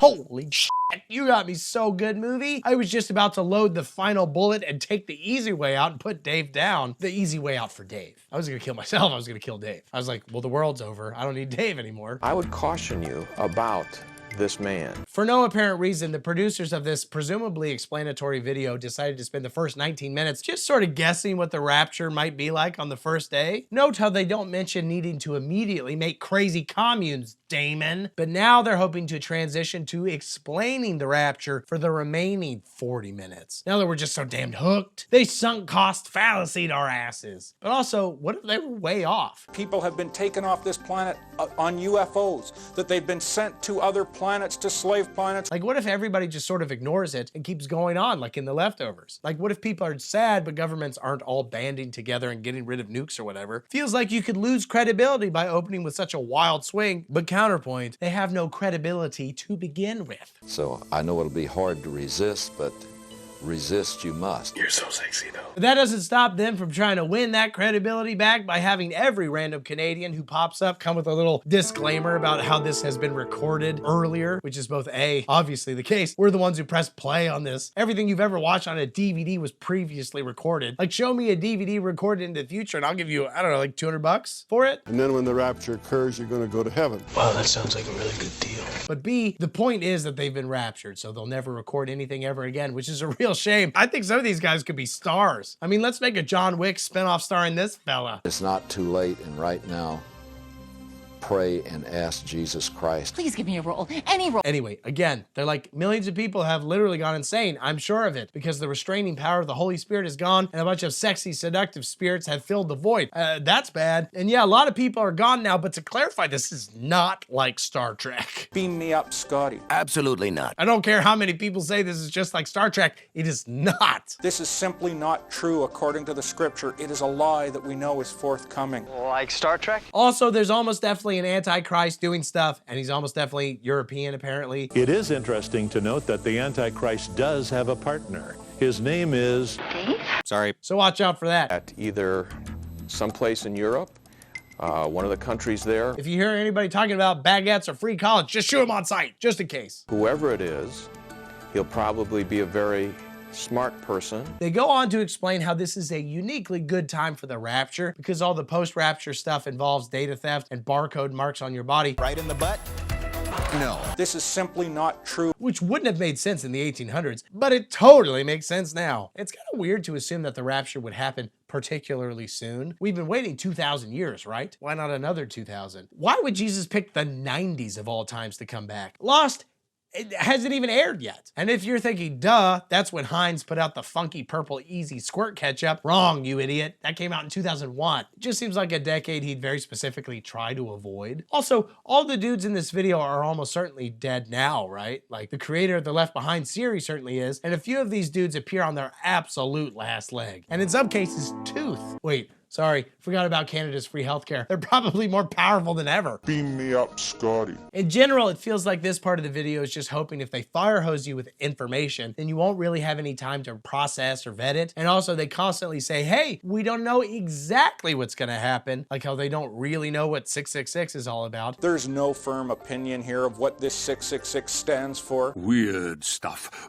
But stuff. Which combined, they're hoping will just sort of make your eyes glaze over and accept everything they're saying as established fact or something. Like when Dave tries to talk his way back into a restaurant he was banned from. We simply don't have the time to lay out all of the details. If you say so. This is not about the details. Sort of seems like it is, but again, if you say so. I'll believe anything explained to me by a half dozen very serious, very old, very Canadian men. You see, the Bible is not vague on what's taking place in the world in which you live right now. They do offer a few new surprises I've never heard of, like a definite attack on Israel by the Russians specifically. There is going to be at some point an invasion of Israel by a great confederacy led by the Russians from the north of Israel. What is that? It's a bug. As well as an attempt by the world's armies to literally turn their weapons and try to blow the Lord out of the sky. Oh. This is absolutely phenomenal. It's also so stupid because everybody knows that Jesus is both bulletproof and super good at evasive maneuvers. That'd be crazy if they did. They're like, so we made a follow-up video. We were right about everything except the part where they don't shoot Jesus down, which kind of negates everything after that. So I don't know. My faith is shaken. For your own safety, for God's sakes, get out of there. To end the video, they offer up a confusing metaphor about being a billionaire for a day and then being tortured forever versus being tortured for a day and becoming a billionaire forever. And they're like, that's what not believing God is like, which is kind of a lazy, confused ripoff of Pascal's Wager. Then they're like, I know some of you sinners managed to grab this DVD from a Walmart shelf before the rapture. And if so, yeah, you should also say this prayer verbatim. Can you wait? No, you cannot wait. Also, you should read, You know John, the book of John, the Gospel of John? John Chevrolet. Yes, I get it. Anyway, hope you're now all Christians who've stamped your tickets to the spaceship. Good luck. Sorry about all the war and the death and the Russian attacks. Again, I don't know what's specifically happening, but there are definitely Russians, and Jesus is doing sick loop-de-loops while they're trying to blast his ass, but they're not gonna get him. Anyway, amen. Eternity lies ahead. That didn't explain anything about what happened today. I don't care. I don't care. It's stupid that I tried to care.